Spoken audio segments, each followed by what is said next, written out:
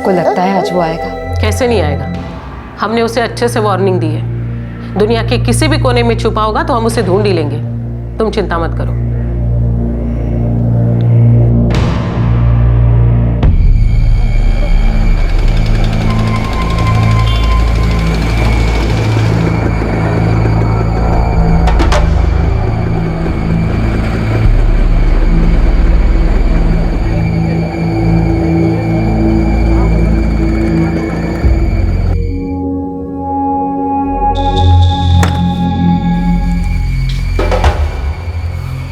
प्रणाली मैडम जी। नमस्ते, मैं गगनदेव। बैठो। 4 बार बुलावा भेजा था तुम्हें, एक भी नहीं मिला क्या? मिले मैडम, पर अब मुंबई आना थोड़ा मुश्किल होता है। उधर गांव में बहुत जिम्मेदारियां हैं। और यहाँ मुंबई में कोई जिम्मेदारियां नहीं है तुम्हारी? ये तुम्हारी पत्नी, ये बच्ची, इनसे मन भर गया है क्या तुम्हारा? इनके प्रति कोई जिम्मेदारी नहीं है तुम्हारी? मैडम ये आप क्या कह रही हैं? तुम्हारी पत्नी इस बच्चे की परवरिश के लिए कितनी तकलीफ उठा रही है, इसका जरा भी अंदाजा है तुम्हें? मैडम ये झूठ बोल रही है, उल्टा सीधा इल्ज़ाम लगा रही है मुझ पर, और आप इसके झांसे मारे हैं।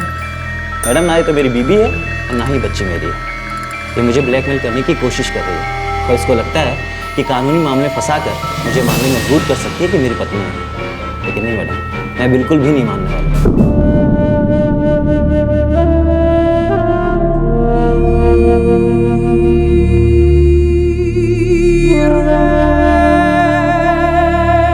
एक 29 साल की औरत दिल में तकलीफ और गोद में 1 साल की बच्ची लिए विमेन सेल में मदद के लिए आई। वो चाहती थी कि उसका पति लौट आए और उसे और उसकी बेटी को अपनाए। लेकिन जिस आदमी को वो अपना पति कह रही थी, वो जब आया तो उसने उस औरत और उस बच्ची को पहचानने से साफ इनकार कर दिया। ये दामिनी जो आज खड़ी होकर अपने हक के लिए लड़ रही थी, 3 साल पहले तक ये हमारे पड़ोस में दिखाई देने वाली किसी भी सिंपल सीधी सादी लड़की की तरह थी, जिसकी आंखों में सुनहरे भविष्य के सपनों की चमक होती है।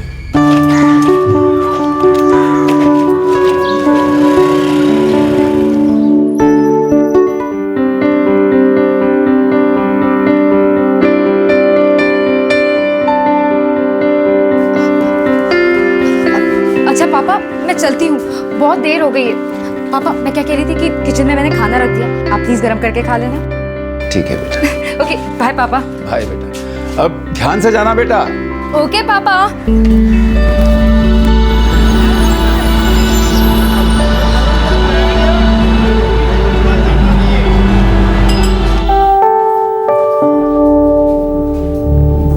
जी अब देखिए सर, आप प्लीज 25 तारीख से पहले पैसे भर दीजिए, वरना आपको पेनल्टी लगेगी। Thank you sir.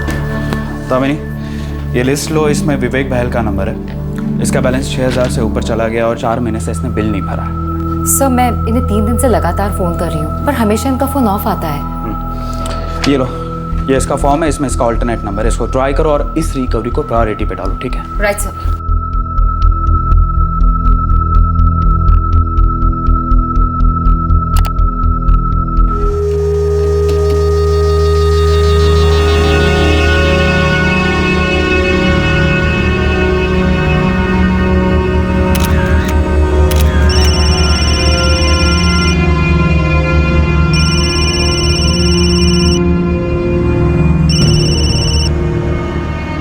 Hello. Hello sir, क्या मैं मिस्टर विवेक बहल से बात कर सकती हूँ? Sorry, wrong number. लेकिन सर उन्होंने अपना ऑल्टरनेट नंबर यही दिया है। किस लिए? देखिए सर, मिस्टर विवेक बहल ने पिछले 3 महीनों से अपना बिल नहीं भरा है। देखिए मैं किसी विवेक बहल को नहीं जानता। लेकिन सर उन्होंने अपना ऑल्टरनेट नंबर यही दिया है। ये नंबर मैंने पिछले महीने लिया है, इसलिए मुझे कुछ नहीं पता। काम में मन नहीं लगता ना तेरा? सारा काम मैं ही करूं, तू बस फोन में लगा रहा है। भैया फोन आया था, मैंने नहीं किया था। फोन आया था।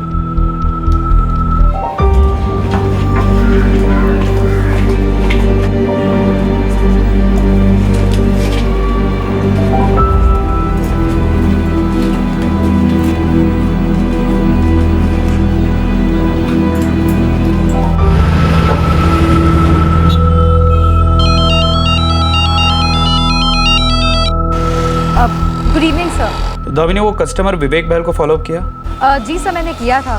सर वो जो ऑल्टरनेट नंबर है ना, वो किसी और का लॉट हो गया है। झूठ बोल रहा होगा दामिनी। अगर पैसे रिकवर नहीं हुए तो सारे पैसे हमें भरने पड़ेंगे और अमाउंट बहुत बड़ा है। कोई बात नहीं, तुम फॉलो अप करते रहना, केस को छोड़ना मत, okay? Okay sir, okay. 444 9।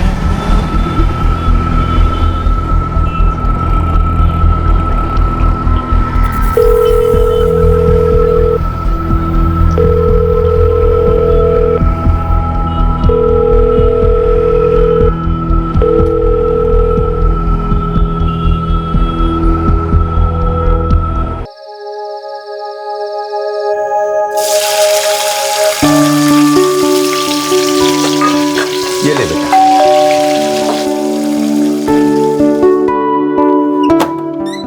Uncle, माँ की दाल लाई हूँ, अरे वाह, अंदर किचन में रख देती हूँ।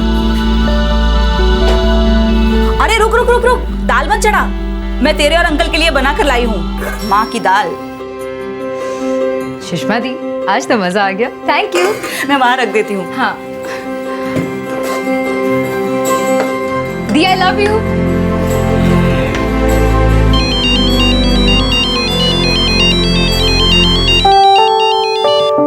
हेलो, कौन बोल रही हैं? आपने फोन किया है? जी वो आपके नंबर से मिस कॉल था। आप कौन बोल रहे हैं? जी मैं गगन। जी मैंने तो नहीं किया। वैसे आप कौन बोल रही हैं? सॉरी, मैंने कहा ना मैंने कोई फोन नहीं किया।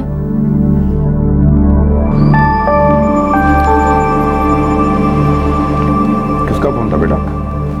कोई रॉन्ग नंबर था।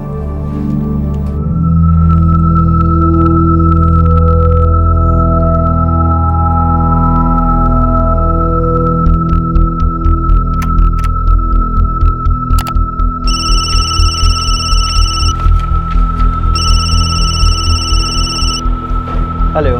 हेलो सर, क्या मैं मिस्टर विवेक? अरे मैडम, मैंने आपसे कल भी बोला था कि ये किसी विवेक बहल का नंबर नहीं है और ना ही मैं उसको जानता हूँ। सर लेकिन उन्होंने अपना ऑल्टरनेट नंबर यही दिया है। एक मिनट, एक बात बताइए, कल आपने मुझे किसी दूसरे नंबर से कॉल किया था? सर मैं समझी नहीं आप क्या कह रहे हैं। कल आपका मिस कॉल आया था, मैंने पलट के फ़ोन किया तो आपने कहा कि आपने फ़ोन ही नहीं किया। मैं गगन, याद आया आपको? मिस्टर गगन, क्या मुझे आपका एड्रेस मिल सकता है? आप किस लिए मिलना चाहते हैं? देखिए मिस्टर गगन, हमारा मिस्टर विवेक बहल पे काफ़ी अमाउंट आउटस्टैंडिंग है और उन्होंने अपना ऑल्टरनेट नंबर यही दिया है। अब क्रॉस चेक तो करना ही होगा ना। आप आएंगी क्रॉस चेक करने? सर आप अपना एड्रेस देंगे? लिख लीजिए। मैं कम इन सर? कमेंट। सर वो जो मिस्टर विवेक बहल का ऑल्टरनेट नंबर था वो अब किसी गगन देव को अलॉट हो गया है। वो फोटो स्टूडियो चलाता है। सर वो बता रहा था कि वो किसी विवेक बहल को नहीं जानता और उसने ये नंबर 1 महीने पहले ही लिया है। ओके, विवेक बहल के एड्रेस पे किसी ने विजिट किया? सर मैंने राकेश से कहा था, वो बता रहा था कि विवेक बहल वहाँ पे किराएदार था जो भी छोड़कर जा चुका है। ठीक है, किसी को गगन के पास भेजो, स्टूडियो पे। Right sir. Yes sir. Rakesh को बोलो मैं बुला रहा हूँ। सर राकेश जी तो 2 दिन से छुट्टी पर है। अरे यार, ये रिकवरी ने मुझे परेशान कर दिया है। दामिनी तुम खुद जाओ और देखो चक्कर क्या है। मुझे इस रिकवरी को एंड करना ही करना है। Okay sir.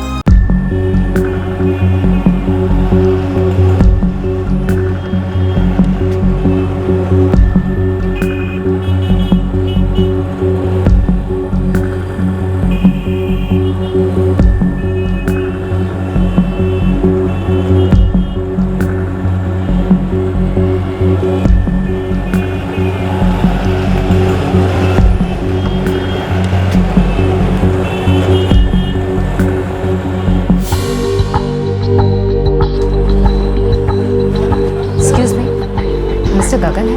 आप कौन? दामिनी। अच्छा अच्छा अच्छा अच्छा, आप ही रिकवरी सेंटर से आई हैं? आप मिस्टर गगन हैं? जी। देखिए सर, मिस्टर विवेक बहल ने अपना ऑल्टरनेट नंबर यही दिया है, ये देखिए। माना, देखिए जैसे मैंने आपको पहले ही बताया था कि ये नंबर मैंने पिछले महीने लिया हुआ है। बाकी आपके विवेक बहल को मैं नहीं जानता। देखिए सर, मैं तो समझ गई, लेकिन रिकवरी डिपार्टमेंट नहीं समझेगा। वो पेपर्स मांगते हैं, तो क्या आप प्लीज़ अपने पेपर्स की कॉपी दे देंगे? पेपर्स तो घर पे पड़े हैं, आप कल आ जाइए, कल मिल जाएंगे आपको पेपर। जी थैंक यू सर, मैं कल किसी को भेज दूंगी ऑफिस से कलेक्ट करवाने के लिए। ठीक है। अब सुनिए, पानी। जी पानी चलिए। एक मिनट।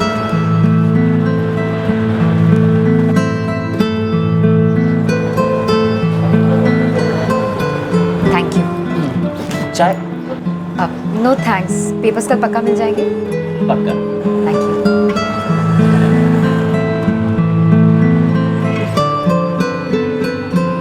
यूं ही एक वर्क रिलेटेड फोन कॉल के दौरान हुई बात, फिर पहली मुलाकात।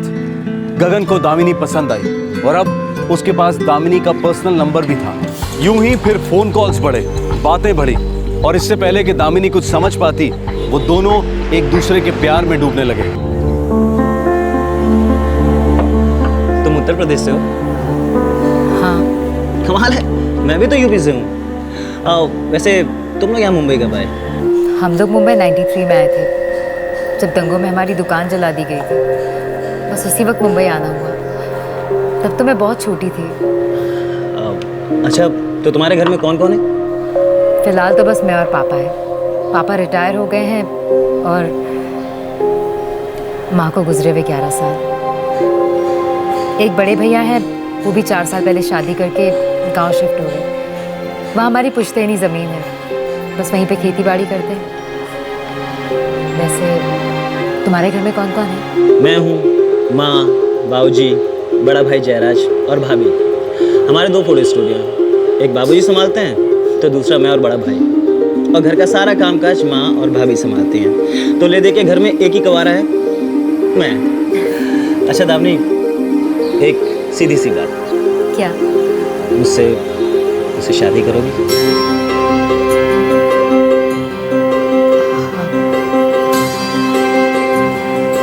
क्या तुमने इस बारे में अपनी मम्मी पापा से बात की है?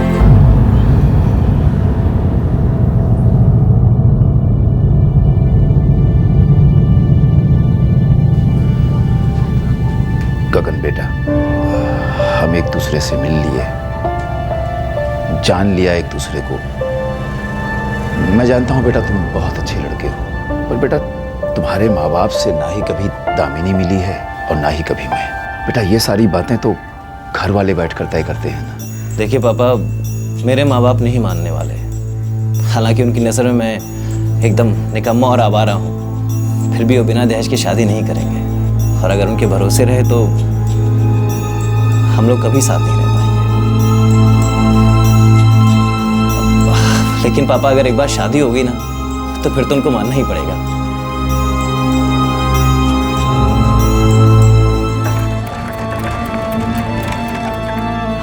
पापा, भैया, तो क्या शादी के बाद तुम लोग यहीं रहने वाले हो? हाँ, मैं वैसे भी पापा को अकेले नहीं छोड़ना चाहती थी। लेकिन उसके घर वाले मान जाएंगे? मैं गगन के भैया भाभी से मिली हूँ, उन्हें सब पता है।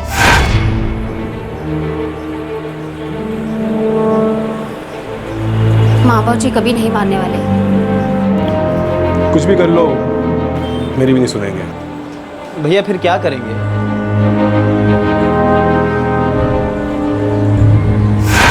गगन के भैया भाभी को मंजूर है, लेकिन उन्हें लगता है कि शायद माँ बाबूजी नहीं मानेंगे।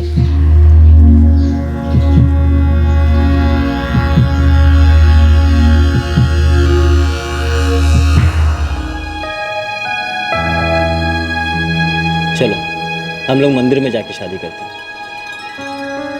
क्या हुआ अगर मेरे माँ बाबूजी का आशीर्वाद नहीं, तुम्हारे पापा का आशीर्वाद तो साथ में है। और वैसे भी आज नहीं तो कल मेरे माँ बाबूजी भी मान जाएंगे।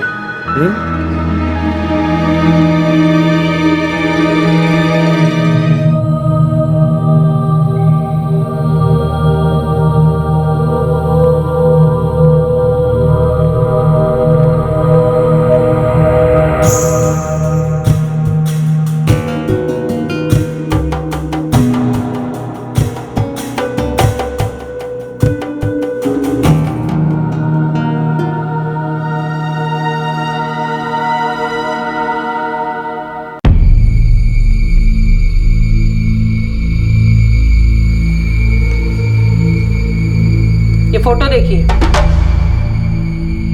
इसमें आप ही है ना या कोई और है? हाँ, मैं। मिस्टर गगन, जब आप यहाँ आए थे तब आपने ये कहा था कि आप इस औरत को जानते ही नहीं है। अब इन फोटो को देखकर आपने अलग ही सुर पकड़ लिया। कहाँ से आए इतने सारे फोटो? झूठ बोल रहा है ये, धोखा दिया है इसने। देखिए जो सच है मैंने बता दिया। मिस्टर गगन, ज्यादा उछलने की जरूरत नहीं है। यहाँ किसी और की नहीं बल्कि आपकी पत्नी और आपकी बच्ची की जिम्मेदारी उठाने की बात चल रही है। बच्ची आपकी नहीं है ना? डीएनए टेस्ट करवाओ।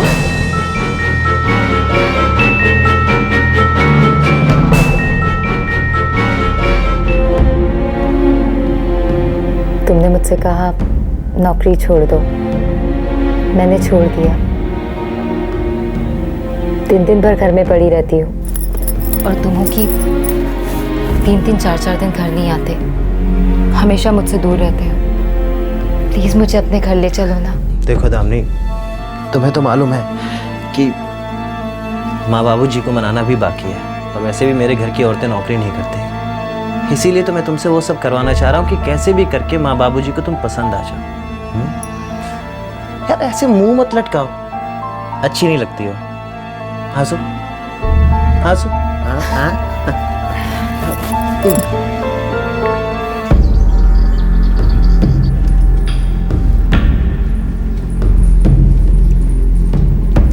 बस बस बहू।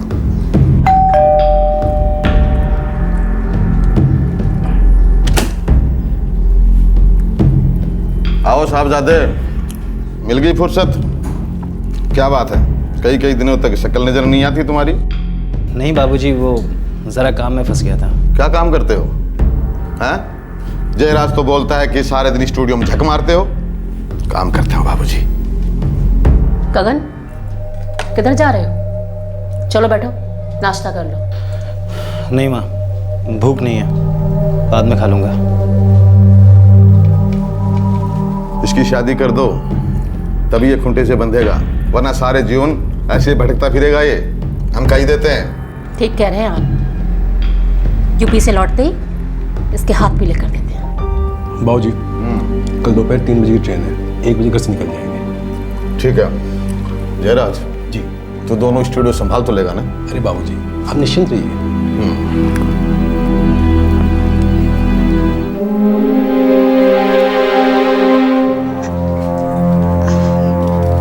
जानते हैं पापा, गगन ने ना सेल्समैन की नौकरी ढूंढ ली है। जॉब तो ठीक है बेटा, पर मुझे डर लग रहा है वो कब तक अपने परिवार के साथ इस तरह आंख में चोली खेलता रहेगा। पापा, सब ठीक हो जाएगा। गगन कोशिश कर रहे हैं ना, आप देखना बहुत जल्दी सब कुछ ठीक हो जाएगा। मुझे पूरा यकीन है पापा।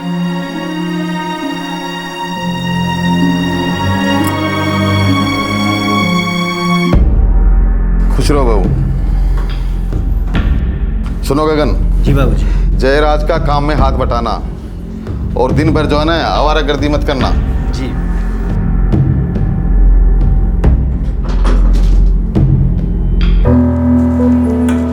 गगन, दामिनी को ले आओ, यही मौका है। माँ बाबूजी 15 दिन बाद आएंगे। पर भाभी, माँ बाबूजी आ जाएंगे फिर क्या करेंगे? फिर उन्हें सच्चाई बता देंगे कि आपने शादी कर ली है। एक बार गुस्सा करेंगे फिर तो मान ही जाएंगे ना।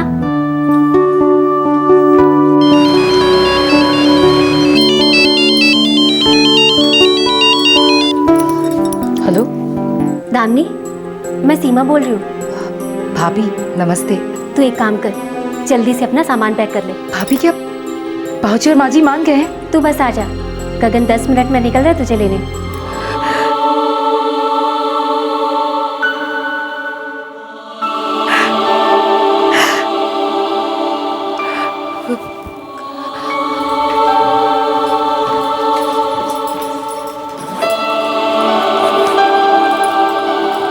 दामिनी, बेटा ना ही तेरी शादी ठीक से हुई, ना ही मैं तुझे ठीक से विदा कर पा रहा हूं। कोई बात नहीं पापा, आप चिंता मत कीजिए। देखना, अब सब ठीक होने वाला है।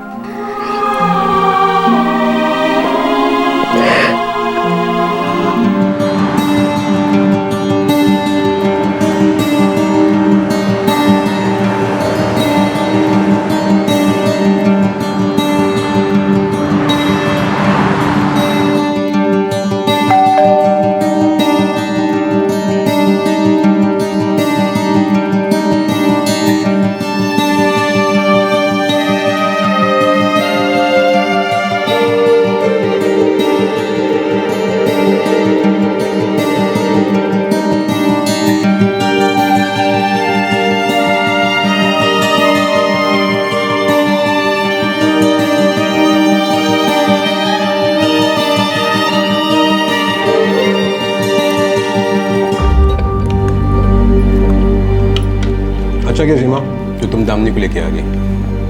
गगन, बीबी आ गई तुम्हारी, उधर जा बेटा, खाना थोड़ा मन लगा ले। अब देखना ये है कि माँ बाबूजी आगे क्या बोलते हैं।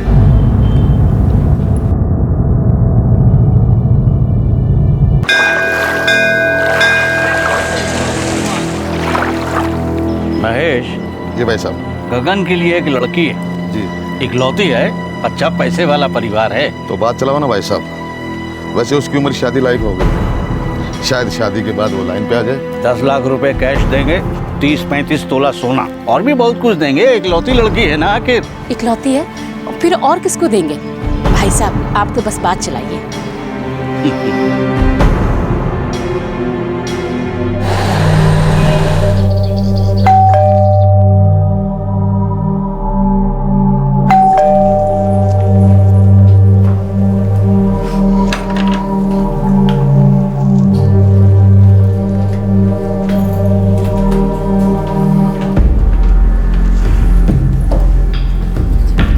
खुश रहो बाबू।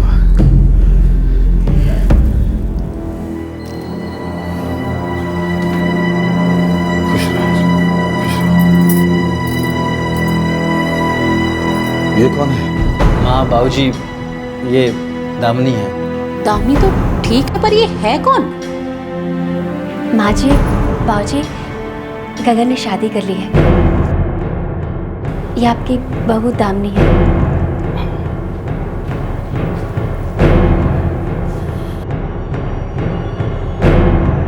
न तुमने हमसे पूछा न हमें बताया, तेरी हिम्मत कैसी होगी शादी करने की? कौन है ये लड़की? कुछ पता है इसके खानदान का? और कब किया तुमने झूठी शादी का नाटक? अक्टूबर में की शादी। यानी 1 महीने से नोटंकी चल रही थी। तुम लोग हमारी पीठ पीछे ये कुकर्म कर रहे थे। अच्छा, तो इन्हें घर में घुसाने के लिए हमारे जाने का इंतजार हो रहा था? नहीं माँ जी, ऐसी कोई बात नहीं है। बस ये लोग थोड़े से डरे हुए थे कि आप लोग दामिनी को स्वीकार नहीं करोगे। वो तो हम अब भी स्वीकार नहीं कर रहे। ये लड़की इस घर की बहू कभी नहीं बन सकती। लेकिन क्यों माँ? चुप कर। मैं तो समझता था तो निकम्मा है, लेकिन बेवकूफ भी है। अरे ऐसी किसी को उठा के लिया है, शादी कर ली, पत्नी बना ली। ए लड़की, अपना सामान बांध और निकल यहाँ से, नहीं तो मैं उठा के फेंक दूंगी। माँ चुप कर। तू इतना बड़ा नहीं हो गया कि अपने भले बुरे के बारे में सोच सके। माँ जी वो सीमा, अगर तुम्हें इस लड़की की वकालत करनी है ना, तो तुम भी अपना सामान बांधो, निकलो यहाँ से।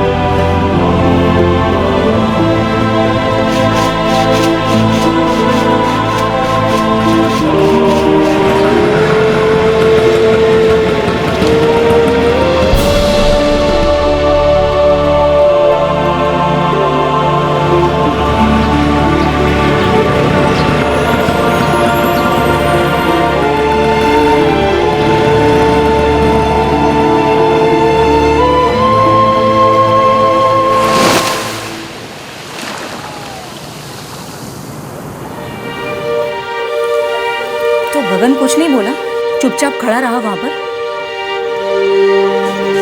उन्होंने कहा है कि वो सब संभाल कर जल्दी आ जाएंगे मेरे पास। क्या बकवास है?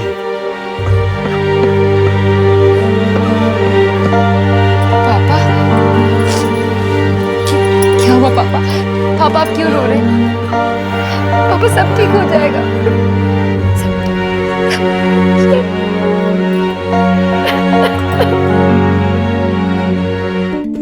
अरे का गधापना कर दिया गगन ने। बड़ा बेवकूफ निकला हमारा लड़का। लड़की ने बहलाया फुसलाया होगा। तुम एक काम करो, गगन को कहो कि ताऊ जी ने जो लड़की देखी है वो बहुत अच्छी है, बहुत कुछ लेकर आई। और अगर फिर भी दिमाग में बात नहीं आती है तो लड़की के बाबूजी को बुलाओ, उससे मोल भाव करो, सौदा करो, बिना सौदे के मत जाने देना। अरे हमारा लड़का जो है वो कोई रद्दी नहीं है कि ऐसा ही फेंक दे, समझ गए ना? आप ठीक कह रहे हैं भाई साहब। माँ, वो अच्छी लड़की है, तभी मैंने शादी की। उस बेचारे की माँ मर चुकी है, बाप रिटायर हो चुके हैं, थोड़े गरीब जरूर हैं। तो क्या करें, हमने धर्मशाला खोल रखी है। अरे बेटा, तुझे तो अपने भविष्य की परवाह नहीं है। अगर वो खाली हाथ चली आई, कुछ नहीं लाई, तो क्या खाक करेगा जीवन में? हाँ? गगन, उसके बाप से बोल एक बार मुझसे आकर मिले। ये क्या कह रहे हैं आप? इसमें हर्ज क्या पुष्पा, एक बार मिल लेते हैं ना।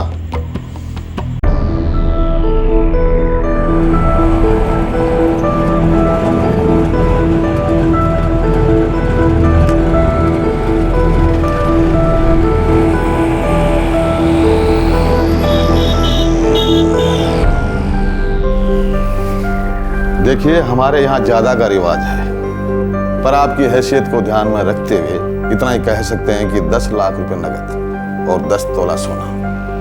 बाकी अपनी बेटी खुशी के लिए जो मर्जी हो दे देना, हम बुरा नहीं मानेंगे।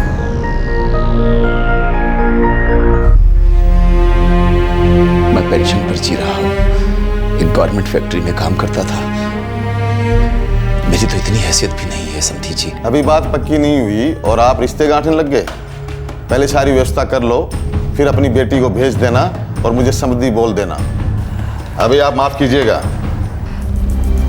माँ जी, भाऊजी, हम दोनों ने एक दूसरे को दिल से माना है, प्यार किया है, शादी की है। केवल जब बड़े लोग बात कर रहे हो तो बीच में चपड़ चपड़ नहीं करते। ये शादी हमने नहीं करवाई, तुमने खुद की है। और वैसे भी इस शादी का कोई मतलब नहीं। हमारे यहाँ शादी बड़े धूमधाम से की जाती है, पूरे खानदान रिश्तेदारों को बुलाया जाता है। एक शानदार रिसेप्शन दो और जितना कहा गया है कम से कम उतना लेकर आओ, फिर कर लेना अपनी मुँह दिखाई।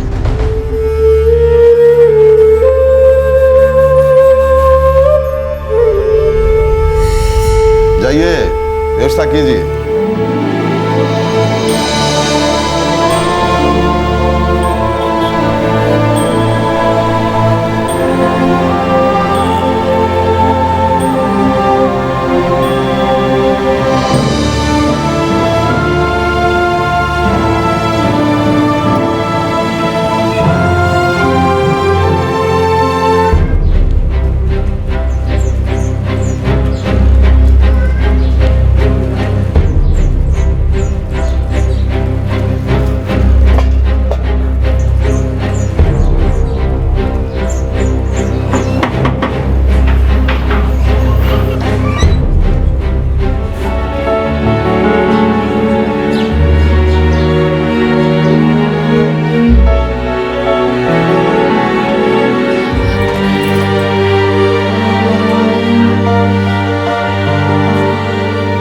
पापा, मैं घर छोड़ आया हूँ। अब मैं यहीं आप लोगों के साथ रहूँगा। बेटा, ये इतना आसान नहीं है, खास करके एक लड़की के लिए तो बिल्कुल ही नहीं। इसे ससुराल वाले जब तक अपना नहीं लेते तब तक मुश्किल ही है बेटा, कुछ आसान नहीं है। पापा, मैं मना लूँगा, वो मेरे माँ बाप हैं, जानता हूँ उन्हें। हाँ, थोड़ा टाइम लगेगा पर वो लोग मान जाएंगे।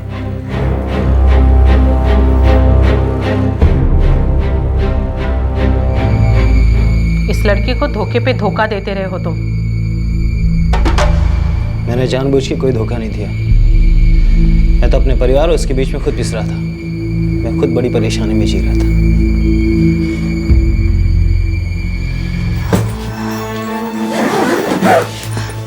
वापस कब आओगे?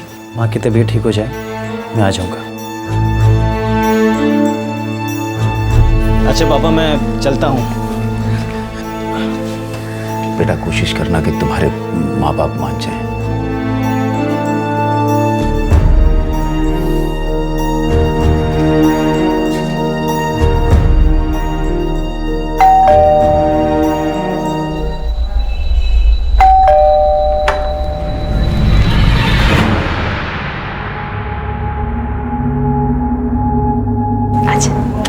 गगन, अगर तू अब उधर वापस गया ना तो मेरा मरा मुंह देखेगा। माँ, ये क्या नाटक है? क्या हुआ है तुझे? गगन, अगर तुझे बीमार करना बोला होता तो तू आता। इधर आ, चुपचाप मेरी बात सुन। मैंने तेरे लिए एक लड़की देखी है, बहुत सुंदर है, खानदानी और पैसे वाली है। देख बेटा, तेरी जिंदगी बन जाएगी। कहाँ सड़ रहा है वहाँ। माँ बेटा एक बार देख ले, तुझे मेरी कसम।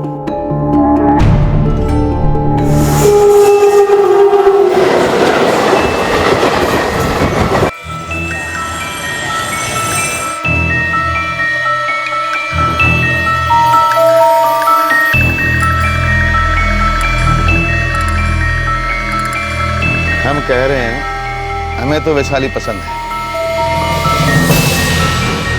आप हाँ करें तो बात आगे बढ़े।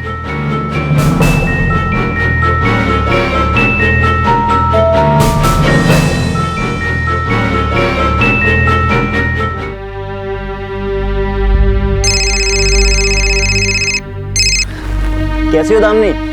अकेली हूँ। गगन 2 महीने हो गए, कब वापस आओगे? यहाँ गांव में घर की मरम्मत का काम चल रहा है, थोड़ा वक्त लगेगा। कहीं तुम गांव शिफ्ट होने का तो नहीं सोच रहे? अरे माँ बाबूजी का तो ये विचार है। तुम वापस तो आओगे ना? हाँ दामिनी, आ रहा हूँ, बस 1 आध हफ्ता और।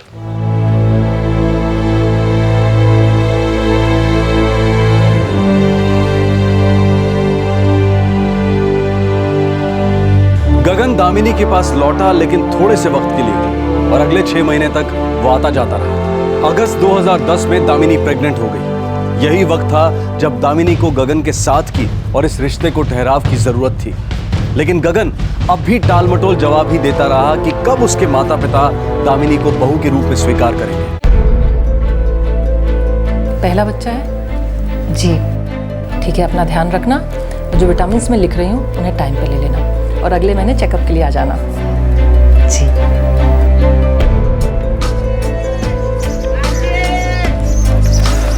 दामिनी, मुझे कुछ दिन के लिए फिर से जाना होगा। गगन प्लीज मत जाओ, तुम जानते हो मुझे तुम्हारी जरूरत है। दामिनी, कुछ दिन की बात है, मैं जल्दी वापस आ जाऊंगा, पक्का। चलो।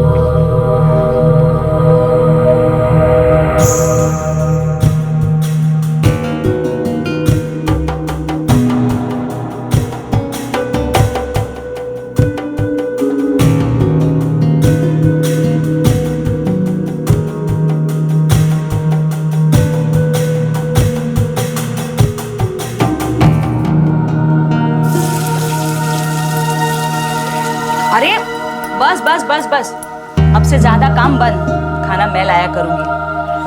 अब तुझे इसका ख्याल रखना है। अब 1 नहीं 2 है तू, समझी? जा आराम कर, मैं बना लूंगी।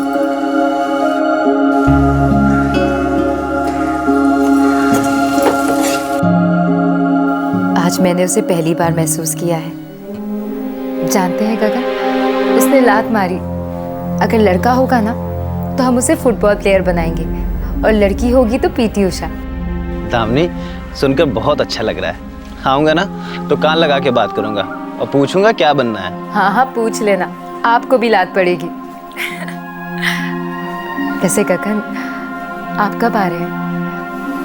आजकल ना बहुत अकेलापन लगता है। दामिनी, बहुत जल्दी आ रहा हूँ, बहुत जल्दी। अपना ख्याल रखना है। जी। गगन, तू अब भी बात करता है उससे? अरे कितनी बार बोला गगन तुझे कि तेरी जिंदगी बनने जा रही है, तो समझता क्यों नहीं? आ जाओ पीछे, आराम से। 8वां महीना लग गया है तुझे।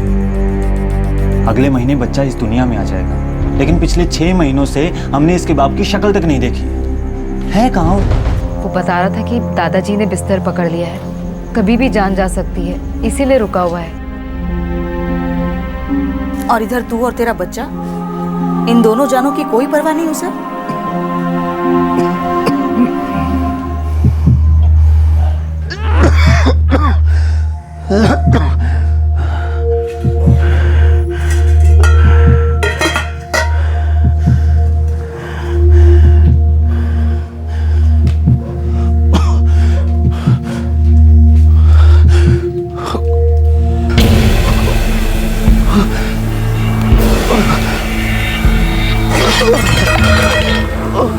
पापा पापा पापा पापा क्या हुआ पापा?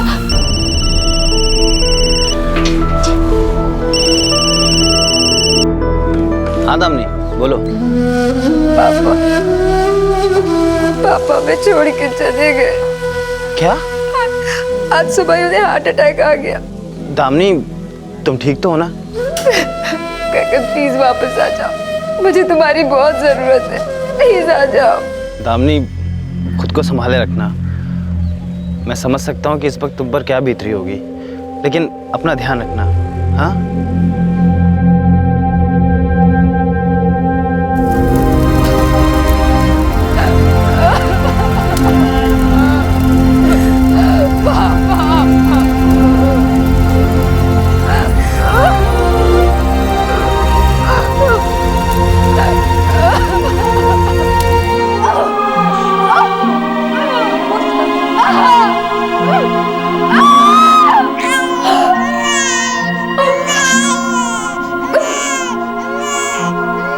मुबारक हो दामिनी, एक सुंदर सी बेटी हुई है।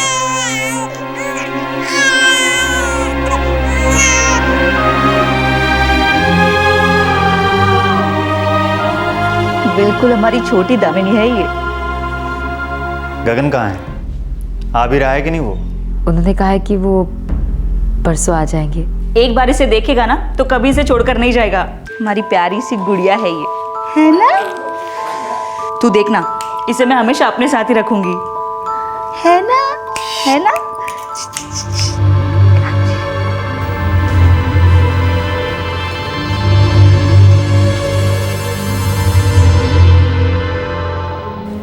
अब तुम कहोगे कि बिल्कुल तुम पे गई है।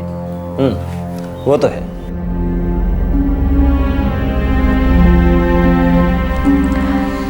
प्लीज अब मुझे अकेला मत छोड़ना। देखो दामिनी, एक बार तो जाना होगा। क्या है कि दादाजी की तबीयत बहुत ख़राब है, अंतिम सांसें लेने में जाए। और हाँ, फिर माँ बाबू जी को पोती की खुशखबरी भी तो सुनानी है। थोड़ा सा वक्त लगेगा, पर देखना वो लोग मान जाएंगे। और तुम चिंता मत करो, मैं अच्छे के लिए जा रहा हूँ।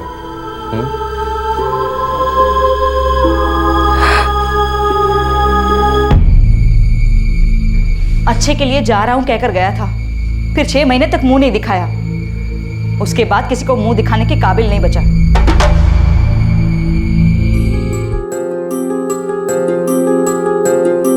देख दामिनी, तू अपना ये थैंक यू बंद करा। महक हमारी भी बेटी है ना? है ना? और कब आ रहा है वो गगन? उसको बोल कि तुरंत आए। अब पानी सर के ऊपर जा रहा है। इस बार मैं और शाम बात करेंगे उससे।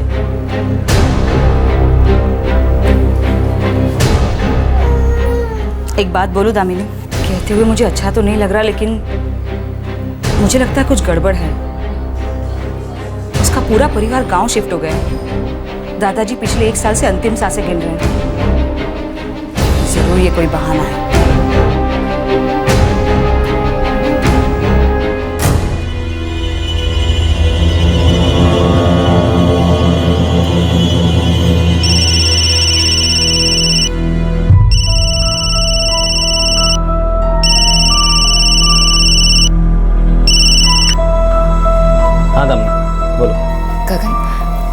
कैसे हो? दादाजी कैसे हैं? दामिनी क्या है? क्या चाहिए? गगन, मैं तुम्हारा इंतजार कर रही हूँ। तुम कब वापस आओगे? कब मेरा पति मेरे साथ रहेगा? कब मेरी बच्ची का पिता उसे अपनी गोद में उठाकर खिलाएगा? कब हम लोग साथ में रहेंगे? कब तुम्हारा परिवार हमें अपनाएगा? तो मुझे ऐसा लगने लगा है कि कहीं तुम खुद ही तो मैं अपनाना नहीं चाहते। हेलो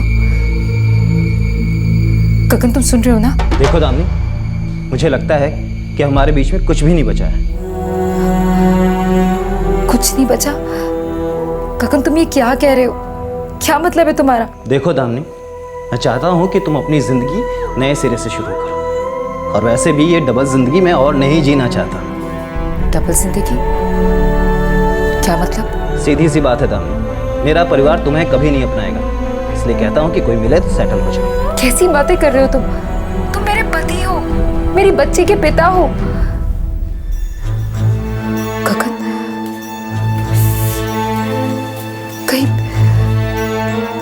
कहीं तुम्हें कोई और तो नहीं मिल गई है? गगन, जवाब तो, कहीं तुम्हें कोई और तो नहीं मिल गई है? हाँ दामिनी, मेरी शादी हो चुकी है। क्या? हाँ, मेरी शादी हो चुकी है, मेरी फैमिली है, इसलिए कहता हूँ कि मुझे भूल जाओ और नए सिरे से अपना घर बसा लो। गगन, तुम मजाक कर रहे हो ना? मैं सच बोल रहा हूँ। तुमने कब शादी कर ली? कहाँ? यही गांव में, इसी साल 21 मई को। आप समझी मेरी बात? मतलब कि हमारी बेटी के पैदा होने के 1 हफ्ते बाद ही तुमने शादी कर ली? तुम ऐसा कैसे कर सकते हो? तुम तो मुझसे बोल के गए थे कि तुम मामा जी को बेटी की खुशखबरी देने जा रहे। देखो दामिनी, जो होना था सो हो गया, अब उस पर रोके कुछ नहीं मिलने वाला, इसलिए कहता हूँ कि अब तुम भी अपनी एक नई जिंदगी शुरू करो। जी खाना लग गया है, माँ जी बुला रही है। आता हूँ। दामिनी की लड़ाई आसान नहीं थी। गगन अब शादीशुदा आदमी था जिसने 2 शादियां की थी। दामिनी को एक पत्नी का और एक माँ का हक चाहिए था, और उसे अपनी बेटी को उसके बाप से सारे हक दिलवाने थे, उस बाप से जो हक देने के लिए तैयार नहीं था। एक साधारण औरत की अपने हक की लड़ाई, दामिनी की लड़ाई एक विशाल रूप लेने जा रही थी।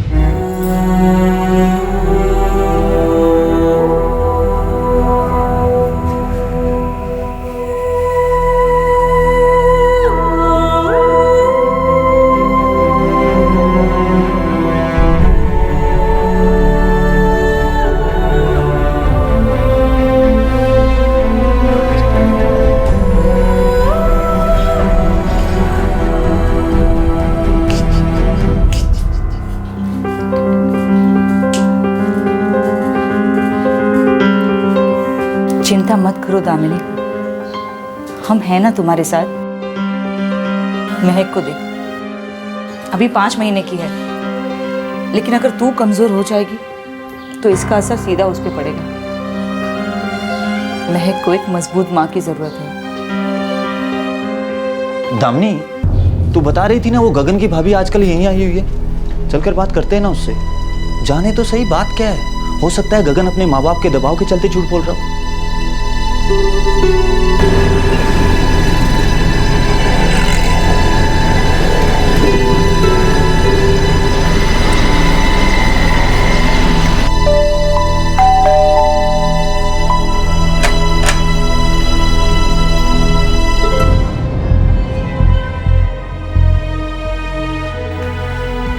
सच कहूं, गगन ने तुमसे झूठ बोला। दादाजी का स्वर्गवास तो कई सालों पहले ही हो चुका है। भाभी, क्या गगन ने सच में दूसरी शादी कर ली? हाँ दादी।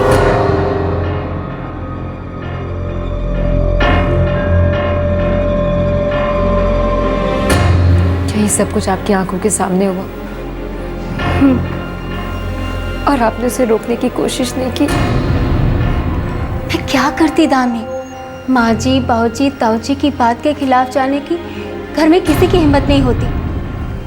अगर कोई कुछ कर सकता था तो वो खुद गगन, लेकिन मुझे लगा वो भी बदल गया, दहेज के लालच में आ गया। वो कुछ नहीं बोला।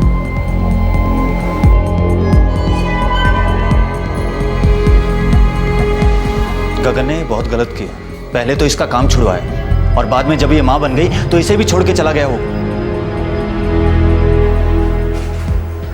दामिनी, बच्ची कैसी है?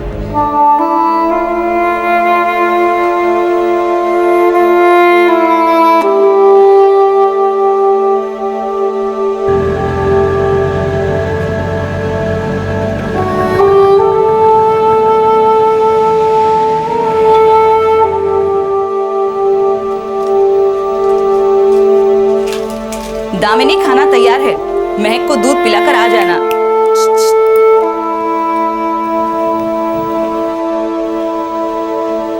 दामिनी, मैं समझ सकती हूँ ये बहुत मुश्किल है, लेकिन कब तक ऐसे अंदर अंदर घुटती रहेगी? कुछ बोलेगी, बात करेगी, तभी तो मन हल्का होगा ना। और हम सब हैं तेरे साथ हमेशा।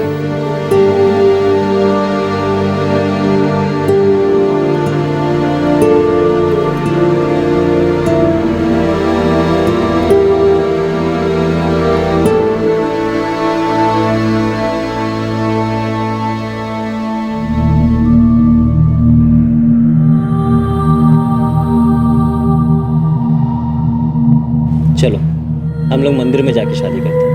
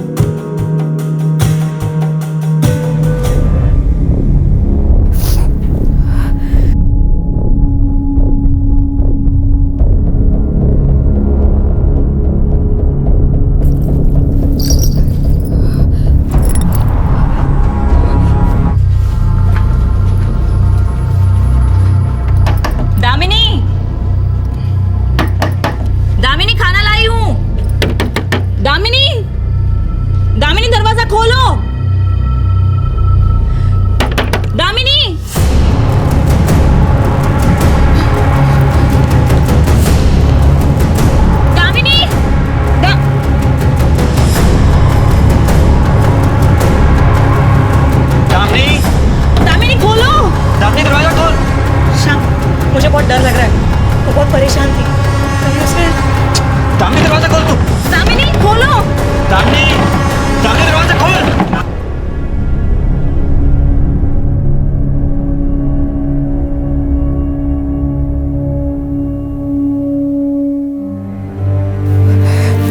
बस दीदी, अब मैं जीना नहीं चाहती। मैं महक को भी अपने साथ ले जाऊंगी।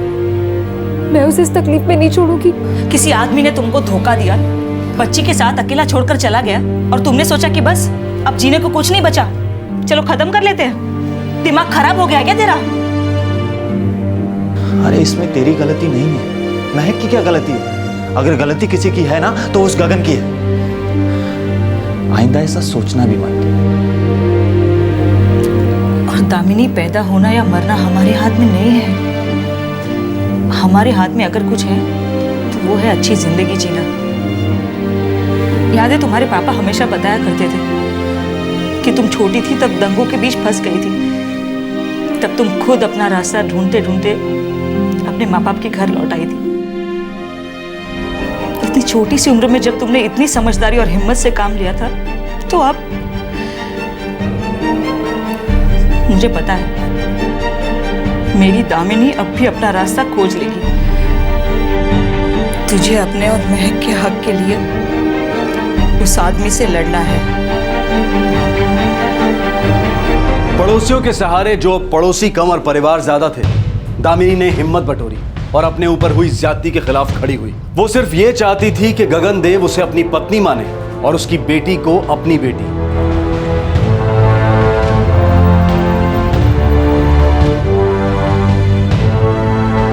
हम लोग शादी में मौजूद थे। मैम ये देखिए, मैरिज रजिस्ट्रार का इंटीमेशन लेटर और ये हमारे फोटोग्राफ्स। हमने अपनी शादी रजिस्टर कराने के लिए अप्लाई भी किया था, लेकिन कर नहीं पाए क्योंकि गगन के माँ बाप जी नहीं माने और फिर कोई ना कोई अड़चन आती रही। ठीक है, मैं इस गगन से बात करूंगी। वो इस वक्त यूपी में है ना, अपने गांव में? जी मैडम।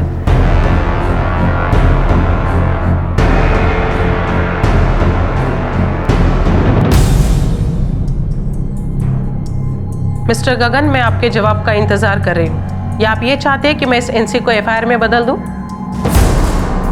तकलीफ हो जाएगी, समझ लो।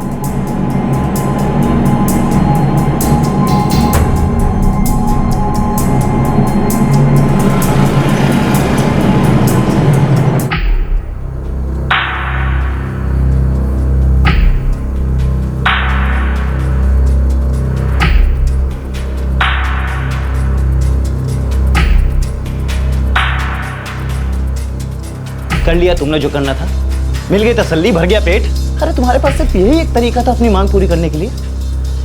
मैं कहीं का नहीं रहा, फंसा दिया तुमने मुझे। मैंने ऐसा क्या कर दिया गगन? हम दोनों एक दूसरे से प्यार करते थे ना। तुम अपनी पूरी जिंदगी मेरे साथ बिताना चाहते थे, तुम मुझसे शादी करना चाहते थे ना। हाँ, तो मेरे चाहने या ना चाहने का अब क्या?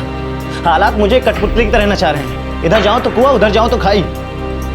देख, मुझे जाने दे, सब कुछ खत्म करने दे। अगर मैं यहाँ रुक गया तो वैशाली का बाप मेरे खिलाफ एफआईआर लिखा देगा, इसलिए कहता हूँ जाने दे मुझे। तुम गए तो वापस नहीं आओगे। तुम्हारे कब आए थे जो अब आओगे? तुम्हें क्या लगता है कि तुम्हारे ऐसे रोकने से मैं तुम्हारा हो जाऊंगा? गगन, मैं तुमसे प्यार करती हूँ। मेरा नहीं तो अपनी बच्ची का तो सोचो। इसके लिए मुझे वहाँ की जिंदगी संभालनी होगी दाम। देख, मैं भी जिंदगी अच्छे से जीना चाहता हूँ। मैं चाहूंगा अपने घर वालों को और वैशाली को अपने फैसले के बारे में साफ साफ बता दूंगा और सब कुछ शांति से खत्म करके। देखो दाम, पुराना जब तक खत्म नहीं होगा, नए की शुरुआत कैसे होगी? और वैसे भी तुम ये बात पुलिस तक पहुंचा चुकी हो, मैं कहाँ भाग के जा सकता हूँ। इसीलिए डरो मत, जो बाकी बचा है उसे मुझे खत्म करके आने दो।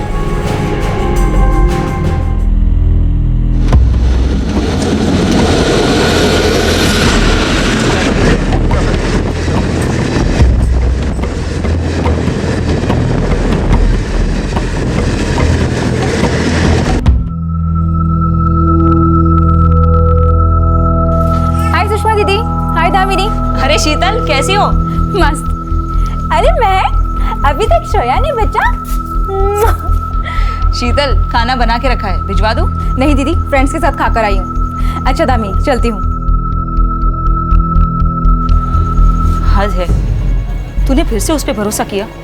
तुझे उसे वापस जाने नहीं देना चाहिए था। दीदी, मैं उन्हें पकड़ के तो नहीं रख सकती ना। उन्होंने मुझसे प्रॉमिस किया है कि वो जल्दी वापस आएंगे। हाँ, ये सही है, वो प्रॉमिस पक्का रखेगा। उसे तो प्रॉमिस रखने के कई अवार्ड जो मिल चुके हैं ना। इस बार अगर वापस नहीं आया ना तो सीधा पुलिस कंप्लेंट कर देना।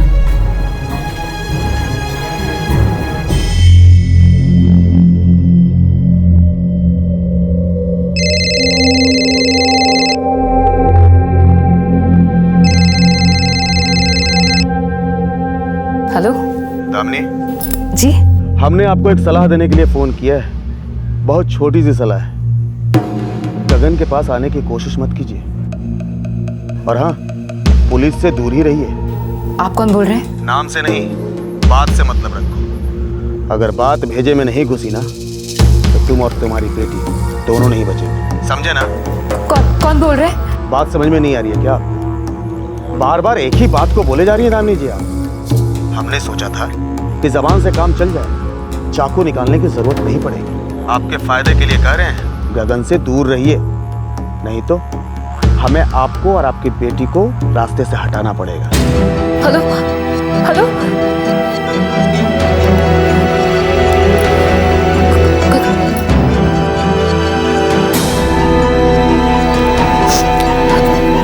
The number you have dialed is not in service at this time.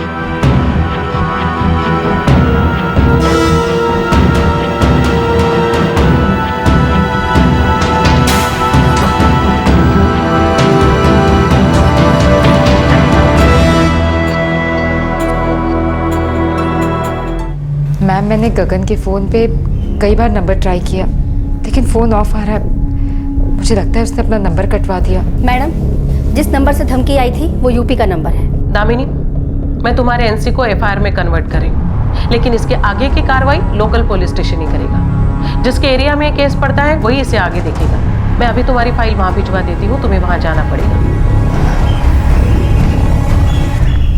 जी।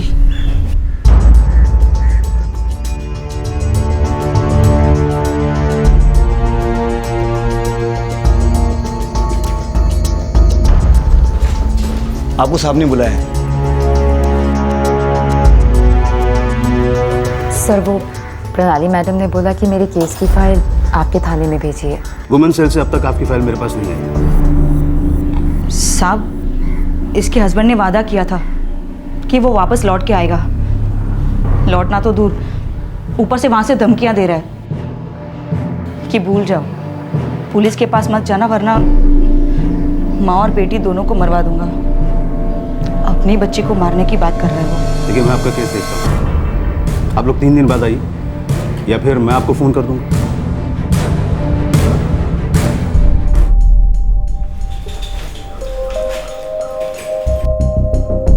अब मैं क्या कहूँ, आप लोगों की फाइल तो अब तक नहीं आई। लेकिन सर प्रणाली मैडम ने कहा था कि उन्होंने 4 दिन पहले ही फाइल भेज दी थी। शायद कहीं कोई गड़बड़ हो गई हो। साहब, आप कार्रवाई तो शुरू करें। देखिए, आप लोगों ने एफआईआर वुमेन सेल में किया है तो हिसाब से ही चलना पड़ेगा ना। आप लोग 1 हफ्ते बाद आइए, हो सकता है तब तक फाइल भी आ जाए।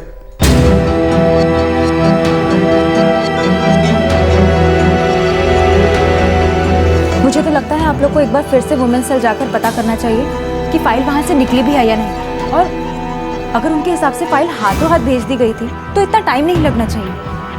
पुलिस स्टेशन इतना दूर भी नहीं है। हाँ, शीतल सही कह रही है, हमें प्रणाली मैडम से फिर से जाकर मिलना चाहिए। अरे क्या बोल रही हो तुम लोग? मैंने तो उसी दिन एफआईआर बना के भेज दी थी। आरती, इनकी फाइल का क्या हुआ? मैडम, मैंने तो उसी दिन डिस्पैच कर दी थी, वहाँ थाने में रिसीव भी हो गई है। किसने रिसीव की थी? जी, कांस्टेबल गायकवाड़ ने। ठीक है, तुम जाओ। जी।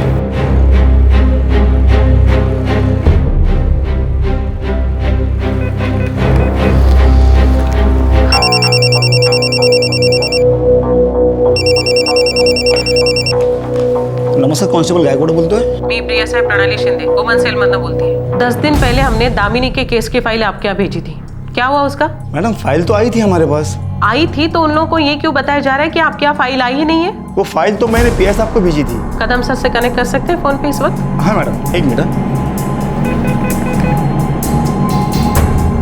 नमस्कार सर, मी PSI प्रणाली शिंदे, वुमेन सेल मधून। प्रणाली, मुझे फाइल मिली है, मैंने पढ़ी भी है। सर, इस औरत के साथ बहुत बुरा हुआ है। इसके पति ने बहुत ही गंभीर गुनाह किया है। उसने इसे पहले तो छोड़ दिया, उसके बाद उसने दूसरी शादी कर ली सर, जो कि कानून के खिलाफ है। प्रणाली, इसमें एक प्रॉब्लम है। क्या प्रॉब्लम सर?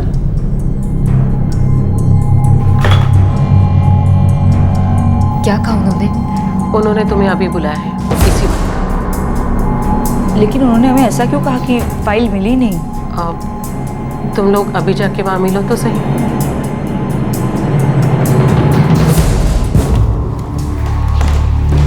अब अंदर जाइए। फोटोग्राफ्स के आधार पर आप ये दावा कर रही हैं कि आपकी शादी हो चुकी है? जी सर। और शादी के सबूत के तौर पर मैरिज रजिस्ट्रार का ये इंटीमेशन लेटर? जी सर। इसके अलावा कानूनी ऐसी कोई चीज नहीं जिससे ये साबित हो सके कि आपकी शादी हुई है? साहब का क्या मतलब है, मैं समझी नहीं। देखिए, जब आपके पास कानूनन कोई सबूत ही नहीं है तो हम आगे की कार्रवाई कैसे कर सकते हैं?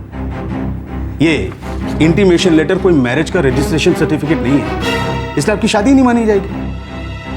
और जहां तक ये फोटोग्राफ्स का सवाल है, ये आपकी शादी के नहीं है। आप दोनों के साथ में जो भी फोटोग्राफ्स हैं, इससे ये साबित नहीं होता कि गगन आपका पति है। लेकिन सर, वहाँ विमेन सेल में प्रणाली मैडम के सामने उसने कबूल किया है कि दामिनी उसकी पत्नी है। जी सर, और प्रेगनेंसी के वक्त मैं जब भी क्लिनिक जाती थी वो हमेशा मेरे साथ होते थे। वहाँ के डॉक्टर्स भी उन्हें जानते हैं। मैडम, ये कोई सबूत नहीं है। पर क्लिनिक में तो आपके साथ कोई भी जा सकता है, जरूरी नहीं है कि वो आपका पति हो। देखिए मैडम, मैं आपको झूठा दिलासा नहीं देना चाहता, इसलिए पिछली बार भी आप लोगों को नहीं बताया था। लेकिन हमने केस को फॉलो किया है, उस गगन को भी यहाँ बुलाया था। और देखिए, वो हमें ये देकर गया है। ये लेटर आप ही का लिखा हुआ है, नीचे आपकी सिग्नेचर है, मई 2011।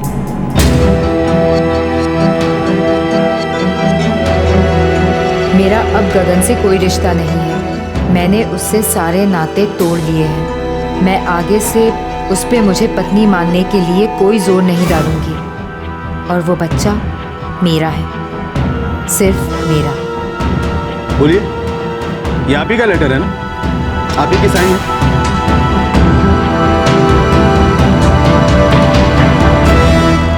दामिनी, ये तूने लिखा है?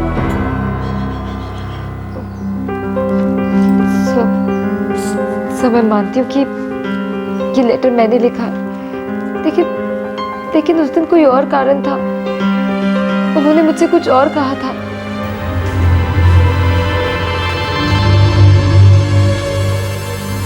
अब तुम कहोगे कि बिल्कुल तुम पे गई है। वो तो है। प्लीज अब मुझे अकेला मत छोड़ना। देखो दामिनी, एक बार तो जाना होगा। वो क्या है कि दादाजी की तबीयत बहुत ख़राब है, अंतिम सांसें ले रहे हैं बेचारे।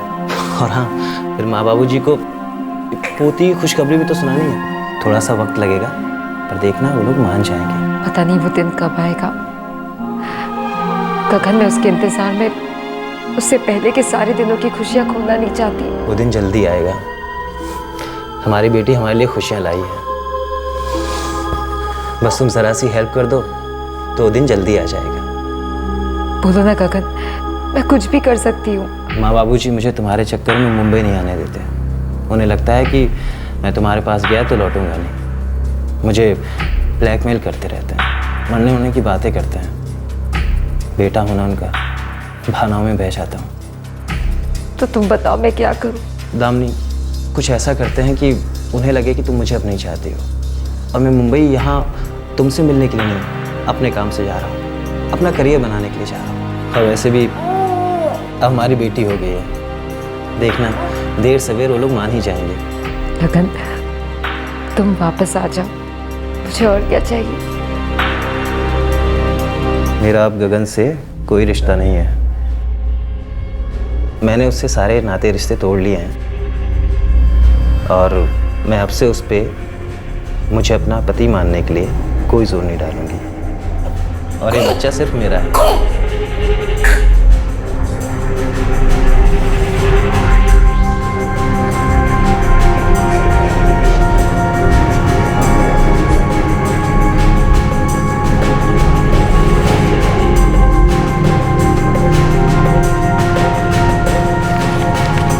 अब मैं चलता हूँ, जाके बताऊंगा कि मैं बाप बन गया हूँ। देखना वो लोग ज़रूर मान जाएंगे। तुम चिंता मत करो, मैं अच्छे के लिए जा रहा हूँ। और अगर नहीं माने ना तो ये लेटर दिखाऊंगा, तब वो लोग ज़रूर आने देंगे 100%। अपना ख्याल रखना।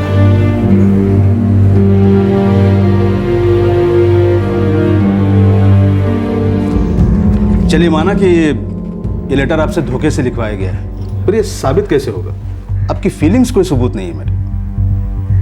सबूत है ये लेटर जिसे आपने लिखा है, जिस पर आपकी साइन है। और यही लेटर आपके खिलाफ जा रहा है।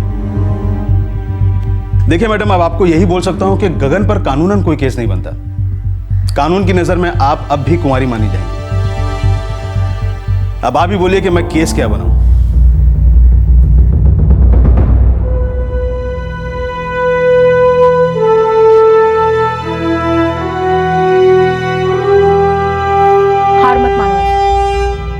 क्या करें?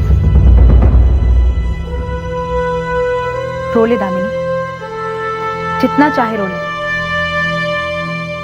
लेकिन बस ऐसे हिम्मत मत हारना। अपने दर्द को छुपाओ मत, बल्कि बताओ लोगों को। याद रखना दामिनी, कानून के घर देर है लेकिन अंधेर नहीं। तो क्या हम अदालत में जाएंगे? जरूरत पड़ी तो जाएंगे, लेकिन सबसे पहले हमें दामिनी के दर से ज्यादा लोगों को जोड़ना चाहिए। कैसे? मुझे लगता है हम एक फ्रेंड्स बुक पेज से शुरुआत कर सकते हैं। इससे ज्यादा लोग हमसे जुड़ सकते हैं। लेकिन किसी एक औरत की परेशानी से सबको क्या लेना देना? क्यों नहीं हो सकता? और इसमें प्रॉब्लम ही क्या है? क्यों दामिनी इस तरह बिना किसी गलती के घुट घुट कर जीती रहे, और गगन इतनी गलतियां करने के बाद भी मस्त घूमता रहे? गगन को उसकी गलती का हिसाब चुकाना ही होगा। गगन को दामिनी और महक का खर्चा उठाना ही होगा। बिना किसी सबूत के तो बड़ी आसानी से यूं ही निकलता जा रहा है गगन। लेकिन मुझे पक्का यकीन है लोग आगे आएंगे और हमारी मदद जरूर करेंगे। आजकल ऑनलाइन मूवमेंट्स चल रहे हैं, सोशल नेटवर्किंग साइट्स के जरिए।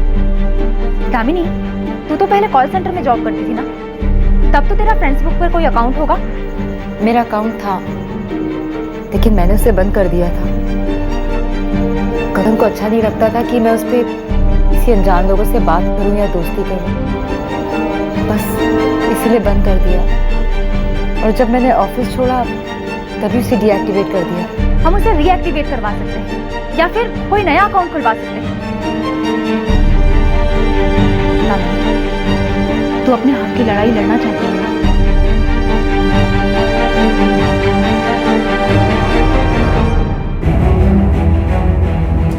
दामिनी, तू पक्का यही ईमेल आईडी यूज कर रही थी ना? Damini 76@sss.hit, right? चल, तेरा नया पासवर्ड तेरी ईमेल आईडी में आ जाएगा। तेरी ईमेल आईडी का पासवर्ड देता। लास्ट जो मैंने यूज़ किया था वो गगन ILU यही था। बहुत प्यार करती थी ना उससे, और शायद आज भी दिल के किसी कोने में उसके लिए प्यार है।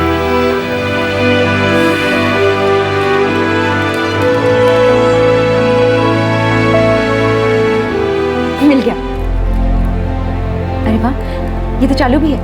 चल, अब हम तेरे और गगन के साथ वाले फोटोग्राफ्स मैरिज रजिस्ट्रार का इंटीमेशन लेटर अपलोड करते हैं। तेरा स्टेटस अपडेट करेंगे और तुझे मैं फ्रेंड ऐड करके तेरा स्टेटस अपनी वॉल पे शेयर करती हूँ और अपने सारे फ्रेंड्स से कहती हूँ शेयर करने के लिए। मुझे पूरी उम्मीद है कि लोग हमसे जुड़ेंगे और हमें कोई ना कोई मदद ज़रूर मिलेगी। ला, फोटो दे।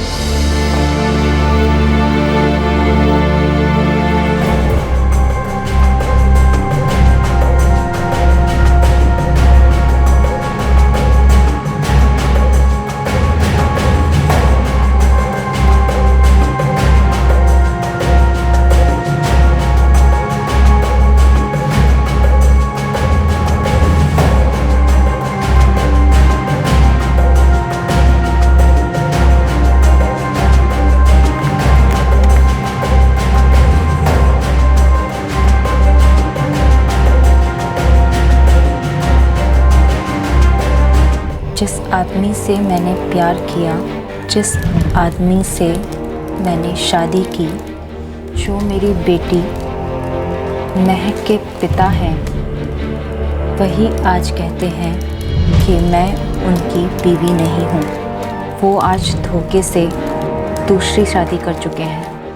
मेरे पास शादी का सर्टिफिकेट नहीं है, इसीलिए मुझे दूध में से मक्खी की तरह निकाल कर अलग कर दिया गया।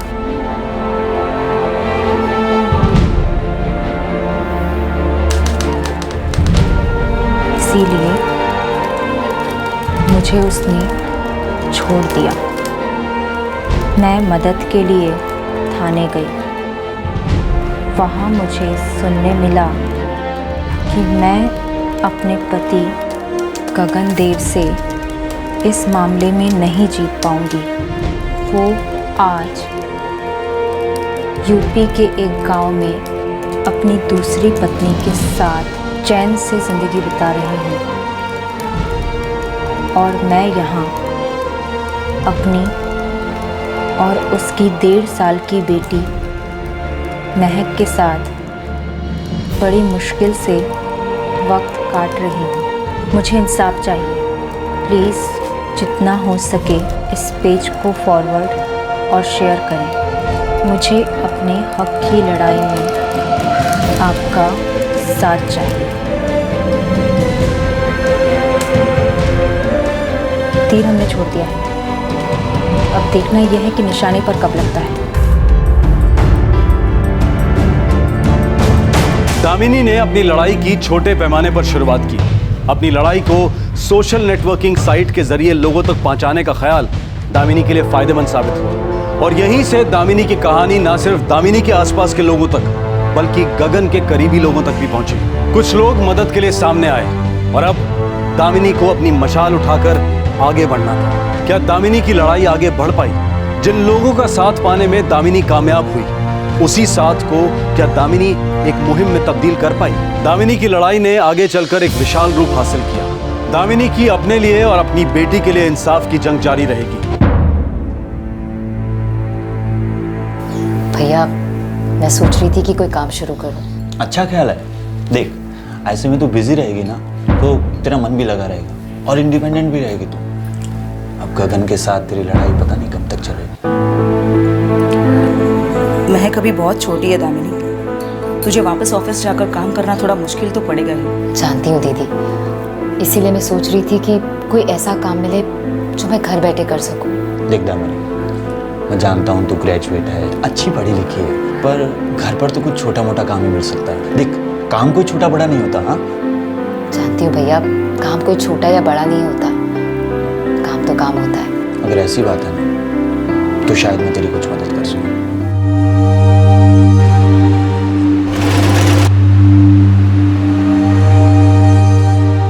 क्या है श्याम भाई, लेबल स्टिचिंग के 5 रुपए देते। मेरे पास पहले से ही 10 आदमी है, मुझे और लोगों की ज़रूरत नहीं है। एक और रख लो ना भाई, क्या फ़र्क पड़ता है? लेकिन आपने तो कहा था कि वो घर से काम करेगी। देखो श्याम भाई, अब जीन्स लाने के लिए मुझे एक लड़का भेजना तो महंगा पड़ेगा ना। देखो श्याम भाई, 200 रुपये में जीन्स बेचता हूँ, बड़ी मुश्किल से 25-30 रुपये मिलते हैं। अब लेबल स्टिचिंग के लिए मैं 7-8 लगा दूँ तो नहीं, परवड़ता नहीं। लड़का भेजने की ज़रूरत नहीं है भाई, ये काम मैं कर लूँगा। और आप पर जीन्स लेबल स्टिचिंग 5 मत देना, 4 दे देना, 3 दे देना भाई।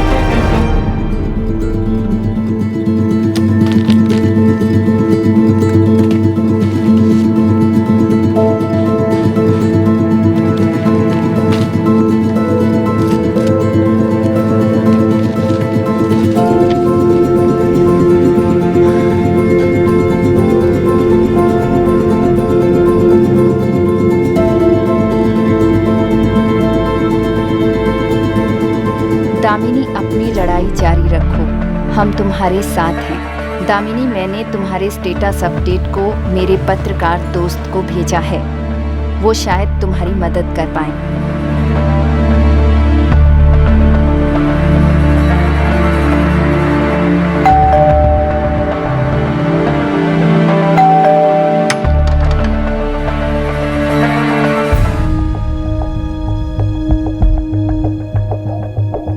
दीदी, बहुत सारे रिस्पॉन्सेज आए हैं। फेसबुक में एक यूपी ग्रुप है, उसमें ही मैंने दामिनी का स्टेटस फॉरवर्ड किया था। शीतल, तुम्हें क्या लगता है इससे कोई फायदा होगा क्या? उम्मीद करने में क्या बुराई है, क्या पता। अब पता नहीं मुझे क्या चाहिए, क्या हासिल होगा। अब तो उनके दिल में मेरे लिए प्यार भी नहीं बचा है, ना ही महक के लिए लगा। लेकिन वो अपनी जिम्मेदारी से भाग नहीं सकता, हर बाप की तरह उसे अपना जिम्मा उठाना ही पड़ेगा। इस तरह तुम्हें छोड़कर नहीं जा सकता। तुम ये मत सोचो कि तुम कोई झगड़ा कर रही हो, तुम्हें बस अपना हक चाहिए। तुम्हारा पति और उसका परिवार इस तरह अपनी जिम्मेदारियों से पल्ला झाड़कर बैठ नहीं सकता, तुम्हारी जिंदगी और तुम्हारी भावनाओं से ऐसे खेल नहीं सकता।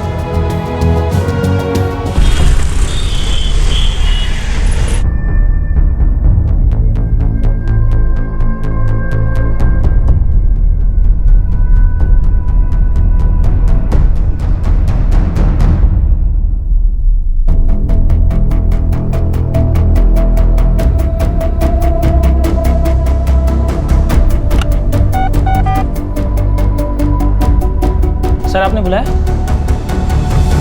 स्टोरी दिलचस्प है। कांटेक्ट नंबर किसी शीतल चुग का दिया है।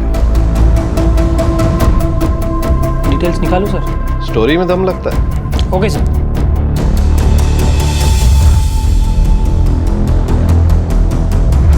पूरी स्टोरी कवर कर रहे हैं। यूपी का बहुत बड़ा अखबार है और उसकी पहुंच भी बहुत अच्छी है। अच्छा, कब छप रहा है? ये तो नहीं पता, लेकिन हाँ, कम से कम हमारी बात तो आगे बढ़ी।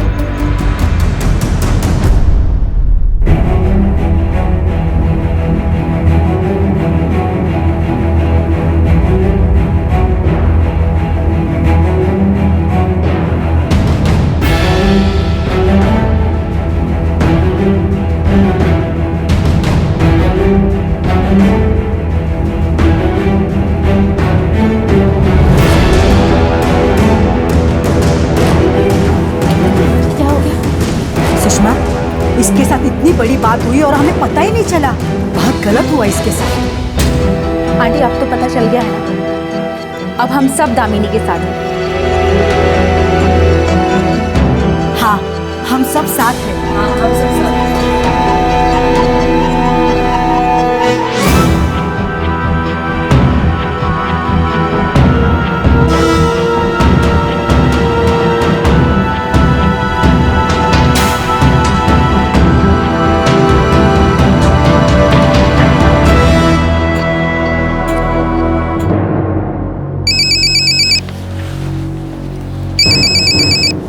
हेलो, क्या मैं शीतल चुग जी से बात कर सकता हूँ? जी, क्या बात है? जी, मैं सुनील वर्मा बोल रहा हूँ। मैं फ्रेंड्स बुक के यूपी ग्रुप का एडमिनिस्ट्रेटर हूँ। आपने जो हमारे पेज पे शेयर किया वो मैंने पढ़ा और जो पेपर में छपा वो भी पढ़ा। दामिनी को आप जैसे लोगों के सपोर्ट की बहुत ज़रूरत है। मैं गगन की जिससे शादी हुई है उस वैशाली के परिवार को अच्छी तरह से जानता हूँ। जी? मुझे लगता है दामिनी को वैशाली के फादर प्रकाश जी से बात करनी चाहिए और उन्हें बताना चाहिए कि गगन ने उनके साथ क्या क्या किया है। मुझे लगता है कि उन लोगों को इसके बारे में पता नहीं। वैसे मैं भी उन्हें बता सकता हूँ, पर अच्छा होगा कि दामिनी खुद सीधे उनसे बात करें। अगर आप नंबर दें तो पहले मैं दामिनी से बात करना चाहूँगा। आप बिल्कुल ठीक कह रहे हैं। मैं अभी आपको दामिनी का नंबर मैसेज करती हूँ। थैंक्स।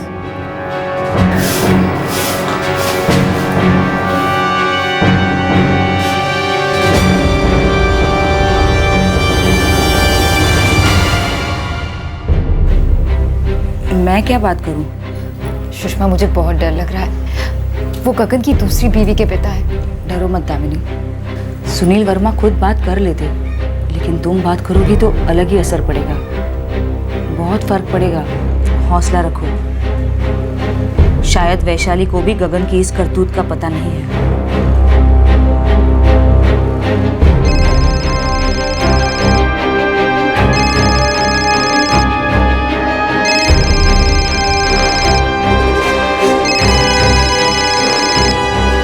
हेलो। नमस्ते, मेरा नाम दामिनी है। जी, काम क्या है? जी, वो मुझे आपको कुछ बताना है मुझे। अब बोल कहाँ से रही है? बात क्या है?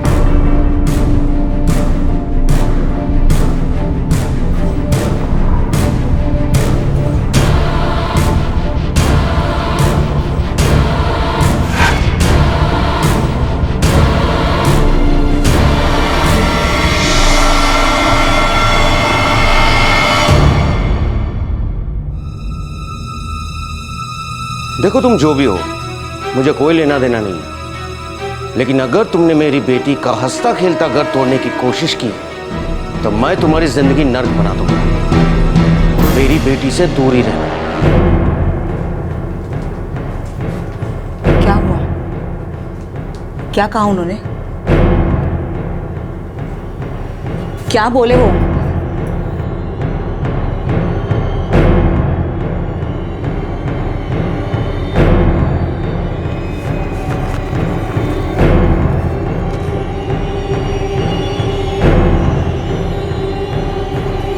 वो माने या ना माने, सच तो सच ही रहेगा। देखते हैं वो कब तक अपने आप को भुलावे में रखना चाहते हैं और कब तक सच से भागते हैं।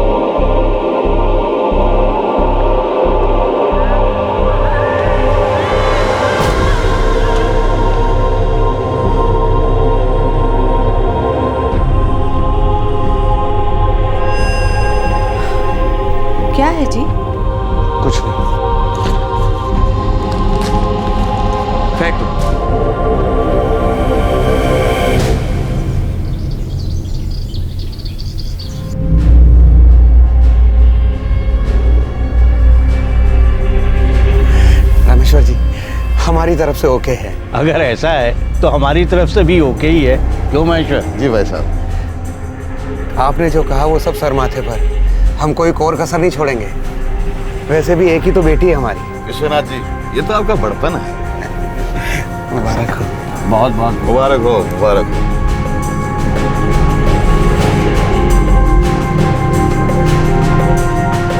तो क्या करूं भाभी? बात तो फैले ही जा रही है। अखबार पढ़ा? जी।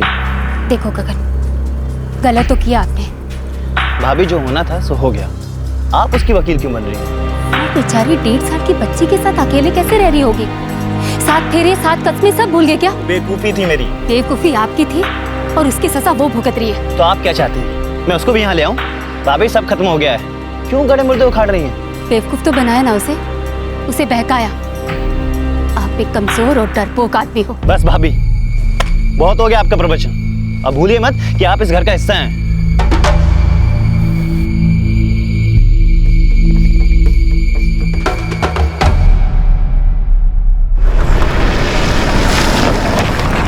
गांव के सरपंच से मैं मिला था, आदमी समझदार लगता है। हमारा पूरा ग्रुप दामिनी की हेल्प करना चाहता है।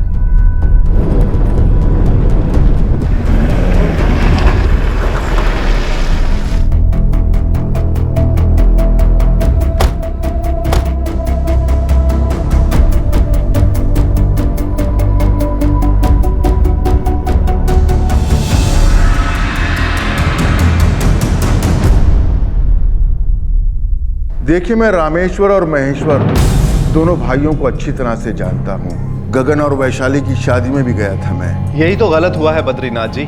उस लड़के ने दामिनी को धोखा दिया है, धोखे से दूसरी शादी की है। अब आप ही बताइए, क्या गुजर रही होगी उस माँ पर इतने बड़े मुंबई शहर में? वो सब इसलिए क्योंकि शादी रजिस्टर नहीं हुई। सही कह रहे हैं आप, बिल्कुल गलत बात है। अब किया क्या जाए सरपंच जी? देखिए, मैं प्रेस से हूँ और सुनील फ्रेंड्स बुक पर एक ग्रुप चलाते हैं। हमारी तो यही राय है कि दामिनी और उसकी बेटी महक को जल्द से जल्द इंसाफ चाहिए। देखिए, मैं रामेश्वर और महेश्वर दोनों भाइयों से जाकर बात कर सकता हूँ, लेकिन जिस तरह के लोग वो हैं, मुझे नहीं लगता कि वो मानेंगे, क्योंकि कागजात भी कानूनी तौर पर कुछ ज्यादा पक्के नहीं है। पर सरपंच जी, आपके बात करने का अपना ही एक वजन है। ठीक है, चलिए कोशिश करके देखते हैं। वैसे आप लोगों को मैं एक और सलाह देना चाहूँगा। हाँ हाँ, कहिए। इस महीने के आखिर में रामेश्वर के बेटे की शादी है। आप दामिनी से कहिए कि वो यहाँ आए और गगन ने उसे कैसे धोखा दिया उसका पोल खोल दे, सारे गांव में ढिंढोरा पीट दे। रिश्तेदारों के सामने बदनामी हो, तब शायद बात नए सिरे से शुरू हो पाए।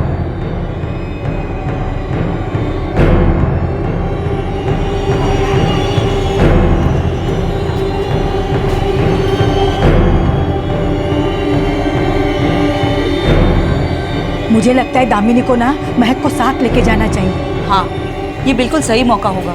गगन और उसकी फैमिली को सबके सामने मजबूर होकर मानना ही पड़ेगा। लेकिन दीदी, मेरी हिम्मत नहीं हो रही है। हौसला रखो दामिनी, डरने की कोई जरूरत ही नहीं है। वहाँ सुनील है, राठी जी है, और सुनील ने तो एक एनजीओ से भी बात करके रखी है, वो भी मदद करने के लिए तैयार है। हाँ दामिनी, तुम हमारे साथ चलो। वैसे भी 25 को हम यूपी जा रहे हैं। ग्रेट। मोहित की शादी 28 की। मैं सुनील से कह दूंगी, वो तुम्हें स्टेशन पर लेने के लिए आ जाएगा। कलावती आंटी, दामिनी जा रही है, बुक कर दो टिकट।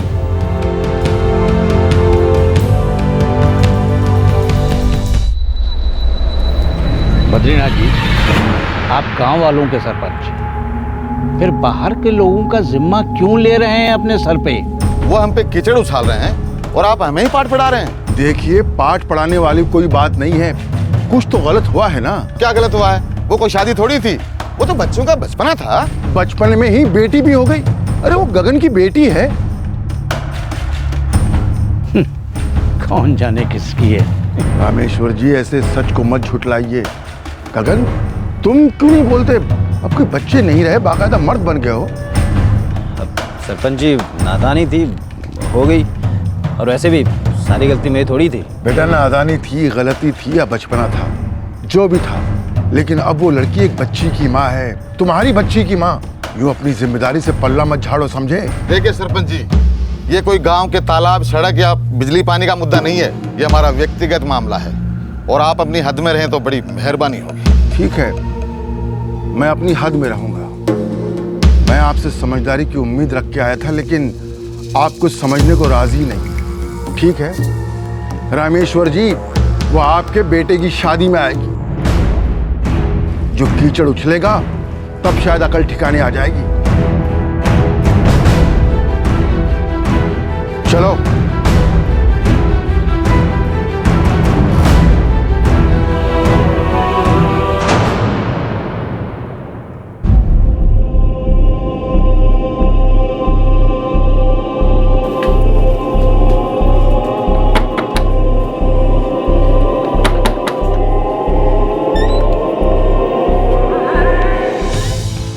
तो आप लोग 25 को नहीं जा रहे हो? नहीं जाना हो पाएगा दामिनी, हमारे रिश्ते में कोई गुजर गए हैं, इसलिए जाना कैंसिल हो गया है। और मैं यही पूछने आई थी कि तुम्हारे टिकट का क्या करूं?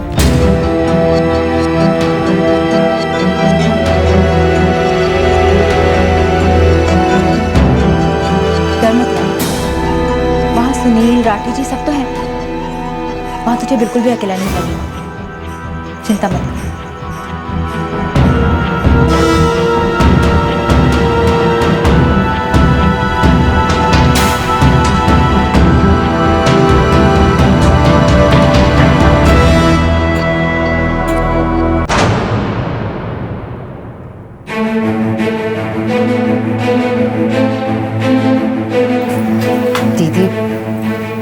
मैं अकेले कभी बाहर नहीं गई। 93 में हम लोग जब यहाँ आए थे तभी लास्ट टाइम मैंने सफ़र किया था। अकेले बाहर नहीं गई तो क्या हुआ? अकेले बहुत कुछ किया है तूने। अकेले बच्चा पैदा किया है, अकेले पाल रही है उसे, और जहाँ तक मेरा ख्याल है अकेले ही पालेगी।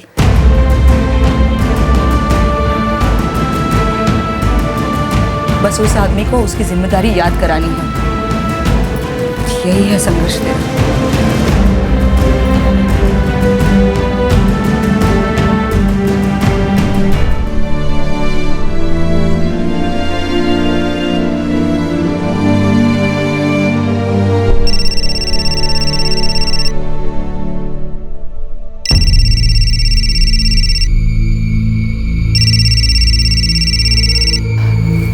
हेलो। काट दूंगा तुझे और तेरी बेटी दोनों को। कौन बोल रहा है? मोहित बोल रहा हूँ मैं, गगन का भाई। सुना है कि तू मेरी शादी में हंगामा करने के लिए आ रही है?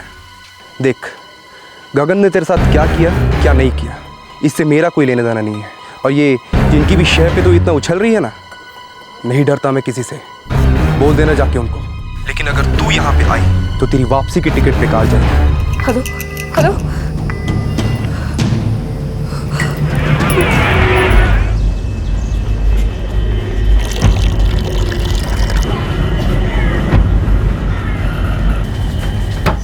दामिनी, दामिनी, दामिनी, दामिनी, दामिनी। क्या कर रही है ये लड़की दीदी? 7 बज गए हैं, 8:30 की ट्रेन है। दामिनी, दामिनी, दामिनी दरवाजा खोल। दामिनी ट्रेन छूट जाएगी यार। दामिनी दरवाजा खोल।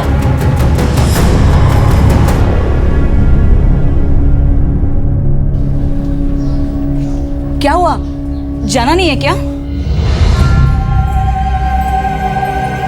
मुझे अपनी परवाह नहीं है।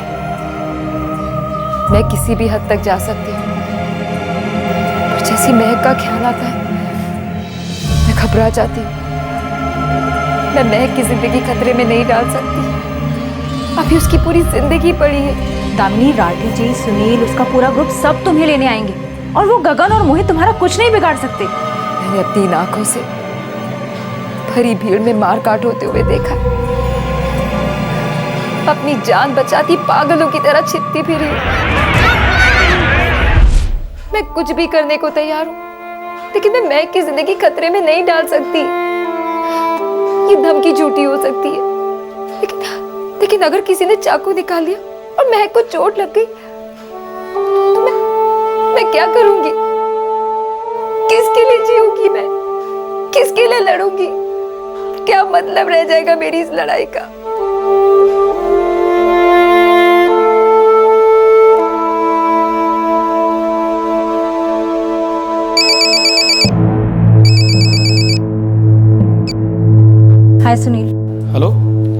दामिनी निकल गई ना? नहीं सुनील, वो नहीं निकली। क्यों? क्या हुआ? सुनील, वो मोहित है ना जिसकी शादी होने वाली थी, उसने दामिनी को फोन पर धमकी दी है। क्या बकवास है। अब है कहाँ दामिनी अभी? वो अपने घर पर ही है। ठीक है, मैं उससे बात करता हूँ, वो आएगी, कुछ नहीं होगा उसे।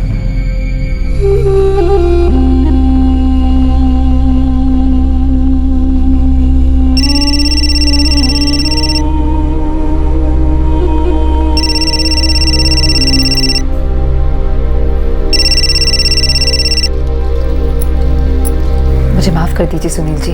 तुम क्यों माफ़ी मांग रही हो दामिनी? माफ़ी तो हमें मांगनी चाहिए, जो इतना भी यकीन पैदा नहीं कर पाए कि तुम और महक हमारे साथ एकदम सेफ है। सुनील जी प्लीज आप माफी मत मांगिए। मतलब तुम्हें हम पर यकीन है ना? गुड, तुम हवाई जहाज से आ जाओ, मेरा वादा है कुछ नहीं होगा, ना तुम्हें ना महक को। लेकिन सुनील जी। दामिनी, यकीन करती हो ना हम पर? पर कुछ नहीं दामिनी, बस तुम आ जाओ, मैं अभी फ्लाइट चेक करके बताता हूँ। मेरा यकीन मानो, तुम्हारा और महक का यहाँ कोई कुछ नहीं बिगाड़ सकता, ठीक है? चिंता मत करो, तुम बस आ जाओ।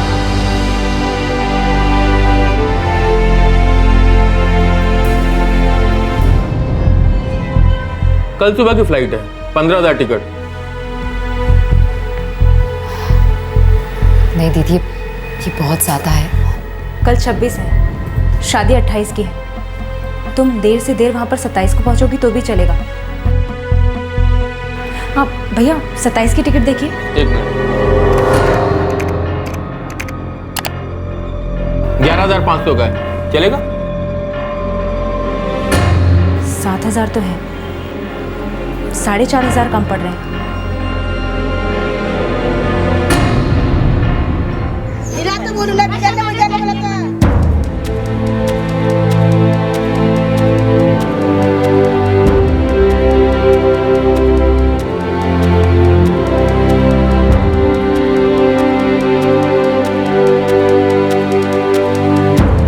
दीदी, अभी भी 2,000 कम है।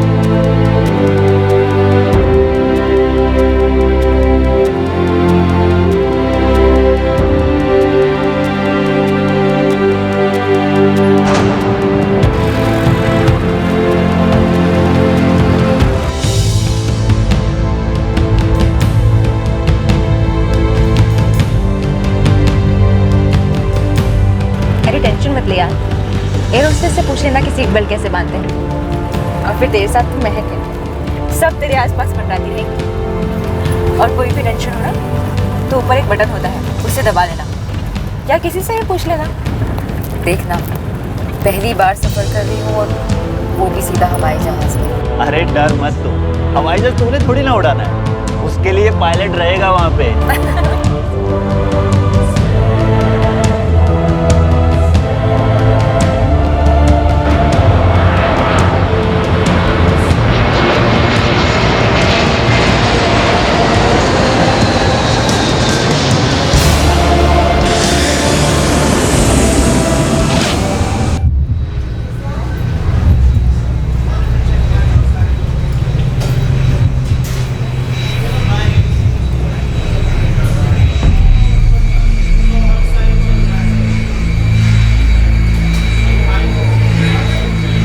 एक्सक्यूज मी, आप दामिनी जी? आप आइए हमारे साथ, आइए। देखिए, आइए।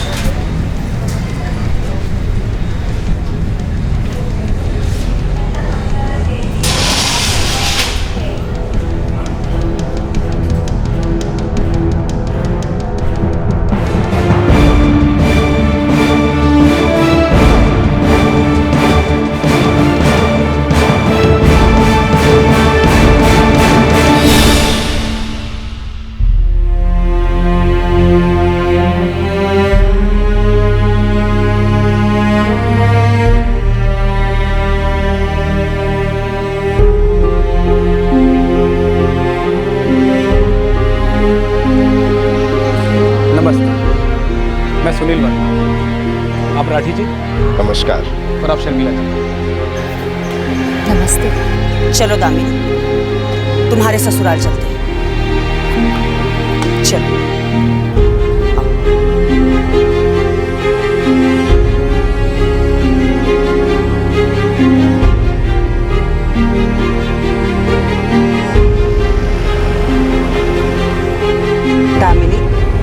तुम्हारी लड़ाई अब हमारी लड़ाई है।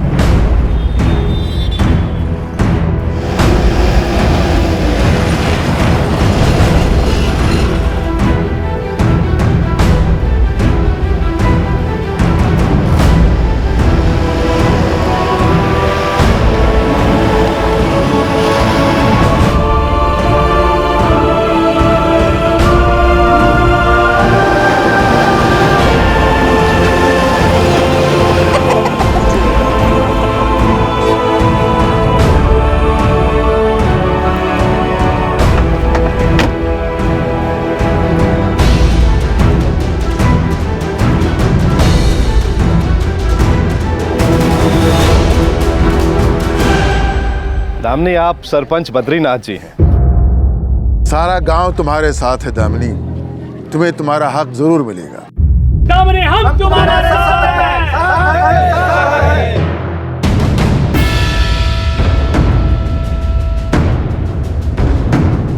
आजाओ भाई, आ जाओ, चलो।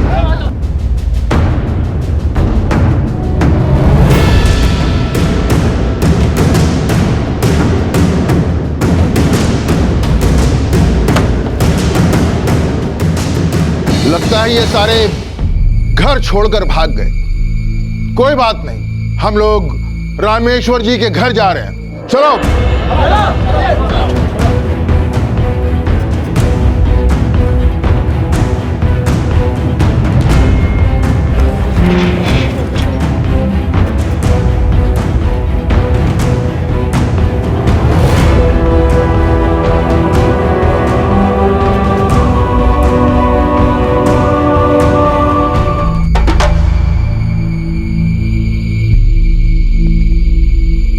रामेश्वर जी, आपके भाई और उनके परिवार वाले कहाँ हैं? पता नहीं, कहीं गए होंगे। अच्छा, हमने सुना कि आपके बेटे की शादी की तारीख आगे बढ़ गई है। इससे आपका या इन गांव वालों का कोई लेना देना नहीं। गगन कहाँ है? उससे मिलने उसकी बेटी और उसकी पत्नी आई है। देखिए सरपंच जी, कौन आया है, किससे मिलने आया है, इससे मुझे कुछ लेना देना नहीं है। रामेश्वर जी, बेहतर होगा कि आपका भाई और उनका बेटा सामने आए और दामिनी को अपनाएं। हम 15 दिन की मोहलत दे रहे हैं। अगर वो इस नोटिस को नज़रअंदाज करते हैं और सामने नहीं आते तो अंजाम भुगतने को तैयार है।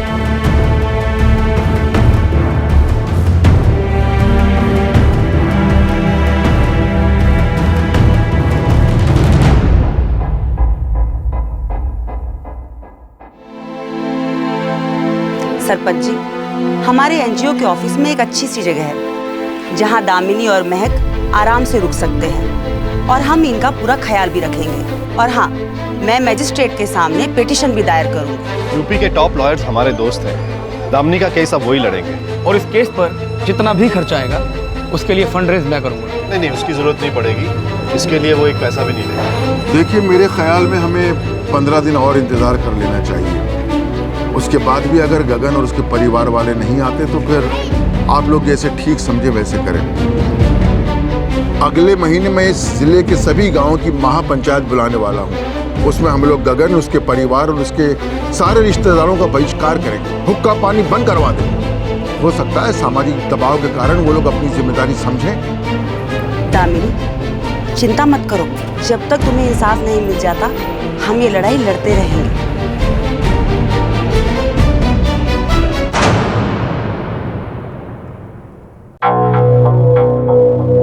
15 दिन हो गए, लेकिन गगन और उसके परिवार वालों की तरफ से कोई खबर नहीं आई। गगन और गगन के परिवार वालों ने सरासर गलत किया है। हमें ये नहीं समझ में आ रहा है, आखिर वो लड़की पुलिस में जाकर शिकायत क्यों नहीं दर्ज करा रही है? उसके पास कोई कानूनी दस्तावेज नहीं है। बस लड़का लड़की की कुछ तस्वीरें हैं, कुछ गवाह हैं। इस लड़की के साथ धोखा किया गया है। सामाजिक रूप से देखा जाए तो हमें इस लड़की का साथ देना चाहिए। इसे इसका अधिकार दिलाना चाहिए। एक बहू बेटी का जो हक होता है वो इसे मिलना चाहिए। अगर गगन इस लड़की को अपने साथ नहीं रखना चाहता तो न रखे, लेकिन इसका और अपनी बेटी का खर्च देना चाहिए, जो हर आदमी का, हर पति का, हर पिता का कर्तव्य होता है। आप कहना क्या चाहते हैं बद्रीनाथ जी? मेरा कहना है कि हमें गगन, उसके परिवार और उसके सारे रिश्तेदारों का सभी गांवों से बहिष्कार कर देना चाहिए, हुक्का पानी बंद कर देना चाहिए। देखिए, मसले एक हद तक व्यक्तिगत होते हैं। अगर किसी इंसान की किसी गलत हरकत से किसी दूसरे इंसान की जिंदगी पर फर्क पड़े तो मसला व्यक्तिगत नहीं रह जाता, जाती नहीं रह जाता। तो ऐसे इंसान को समाज के सामने जवाबदेह होना पड़ेगा।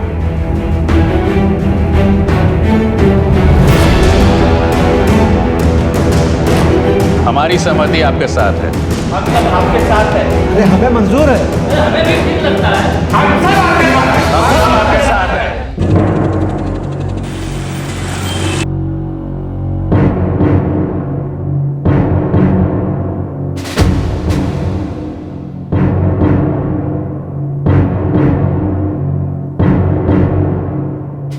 सर, ये साफ साफ दहेज, मेंटल टॉर्चर और बेगमी का केस है। ठीक है, भी आए अपनी सफाई दें। मैं मैजिस्ट्रेट कोर्ट में हाजिर होने का नोटिस जारी करता हूं।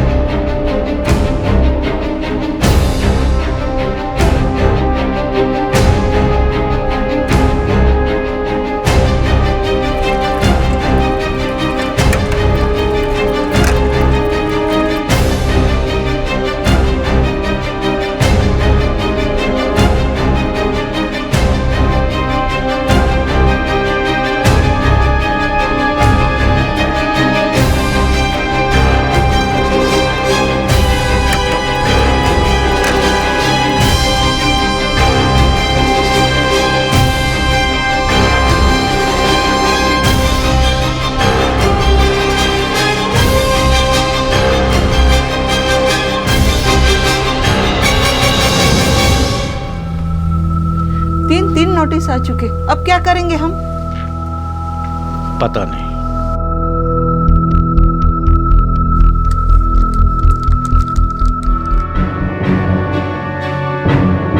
आपके और आपके रिश्तेदार रामेश्वर देव के पते पर 3 नोटिस भेजे जा चुके हैं। आपको सूचित किया जाता है कि यह मजिस्ट्रेट कार्यालय द्वारा आपको आखिरी नोटिस भेजा जा रहा है। मैजिस्ट्रेट कोर्ट में 8 मार्च 2013 को आप हाजिर होंगे। अगर ऐसा करने में आप असमर्थ होते हैं तो अदालत आपके खिलाफ अरेस्ट वारंट जारी करेगी। उसे पेश होना ही पड़ेगा दामिनी, अब उसे वो जिम्मेदारी उठानी ही पड़ेगी। हाँ दामिनी, और जब तक तुम्हें इंसाफ नहीं मिल जाता हम ये लड़ाई लड़ते रहेंगे। आप लोगों ने मेरा बहुत साथ दिया, उसके लिए मैं आप लोगों की शुक्रगुजार हूँ। मुझे तो इंसाफ की उम्मीद ही नहीं बची थी, लेकिन अब मुझे जाना होगा, काम करना होगा, अपनी बच्ची के लिए जीना होगा। हम समझते हैं दामिनी, लेकिन कभी भी एक पल के लिए भी हथियार डालने की मत सोचना, और हम भी हथियार डालने वाले नहीं। हम लड़ेंगे जब तक ये जंग खत्म नहीं हो जाती।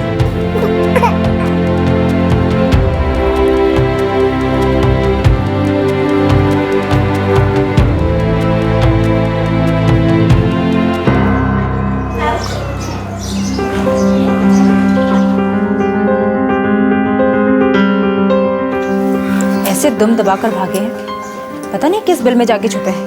मैं नहीं जानती थी कि गगन मुझसे इतनी बुरी तरह से छुटकारा पाना चाहते थे। खेल खेलने की क्या जरूरत थी? मुझसे एक बार कहते कि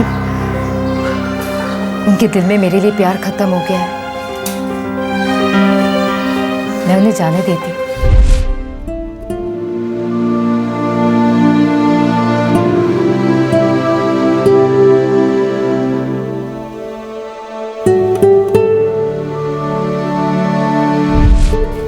मैं भी कितनी नादान थी, छोटे छोटे पलों में खुशियां तलाशती रही। दामिनी, कुछ यादें कड़वी ही होती हैं, कुछ तजुर्बे बुरे ही होते हैं, लेकिन जिंदगी सिर्फ उनसे नहीं बनती।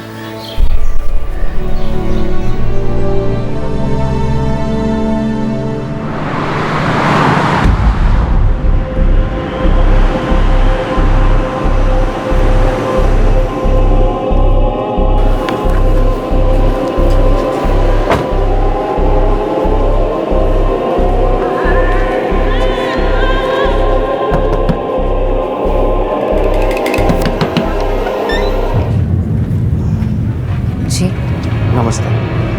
आप दामिनी है ना? जी। मैं वैशाली का फादर प्रकाश चौबे।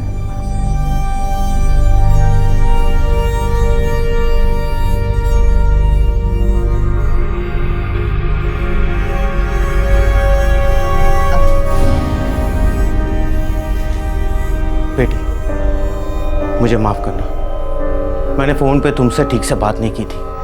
जी कोई बात नहीं, आप मुझसे बड़े हैं। दामिनी बेटा, मैं बहुत आभारी हूं, तुमने मेरी आंखें खोल दी, लेकिन अब बहुत देर हो चुकी है। वैशाली उस आदमी की पत्नी है। वैशाली मेरी एक लौती बेटी है। मेरा जो कुछ भी है सब कुछ उसी का है। मैं कितना बेवकूफ था कि सब कुछ उस आदमी के नाम कर दिया। बेटी, मैं भीख मांगता हूं, मेरी बेटी की जिंदगी बर्बाद होने से बचा लो। अगर मुझे पता होता तो मैं मेरी बेटी की शादी उस आदमी से कभी नहीं करता, लेकिन अब मैं कुछ नहीं कर सकता। ये लो बेटी, इसमें काफी पैसा है, प्लीज ले लो और मेरी बेटी को छोड़ दो। ले लो। देखिए, मुझे आपके ये पैसे नहीं चाहिए। मैं बस इतना चाहती हूँ कि गगन ये स्वीकार करे कि उन्होंने मुझसे शादी की, वो ये माने कि महक उनकी बेटी है। मैं सिर्फ इतना चाहती हूँ कि मेरी बेटी जायज तरीके से बड़ी हो, और जब तक कि वो 18 साल की नहीं हो जाती, गगन उसे सपोर्ट करे। बात रही आपकी बेटी की, तो वो गगन के साथ खुशी से रह सकती है। मैं उनके बीच में कभी नहीं आऊंगी।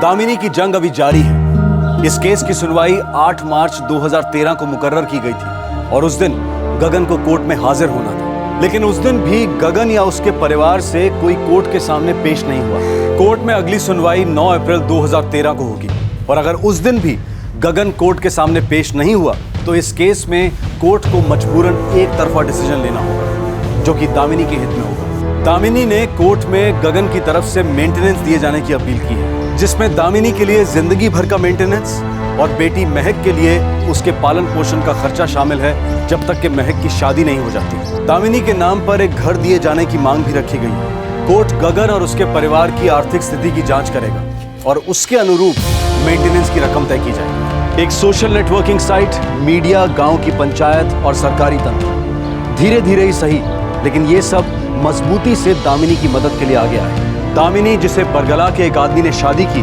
और फिर उसे अपने ही हाल पर छोड़ दिया। एक पड़ोसी कपल, वहीं की एक निवासी और अनेकों लोग दामिनी के साथ खड़े हुए और उसकी लड़ाई को आगे बढ़ाया। हाँ, हम कर सकते हैं। अगर हम दिल से चाहें तो हम कुछ भी कर सकते हैं। आपसे फिर मुलाकात होगी क्राइम पेट्रोल दस्तक में एक और नए केस के साथ। तब तक अपना ख्याल रखें, सुरक्षित रहें और याद रखें, किसी दूसरे को तकलीफ में देखकर अनजान न बने। उठें और सामने आकर उसकी मदद करें। इस तरह के और भी एपिसोड देखने के लिए हमारे चैनल को सब्सक्राइब करें और बेल आइकन दबाना ना भूलें।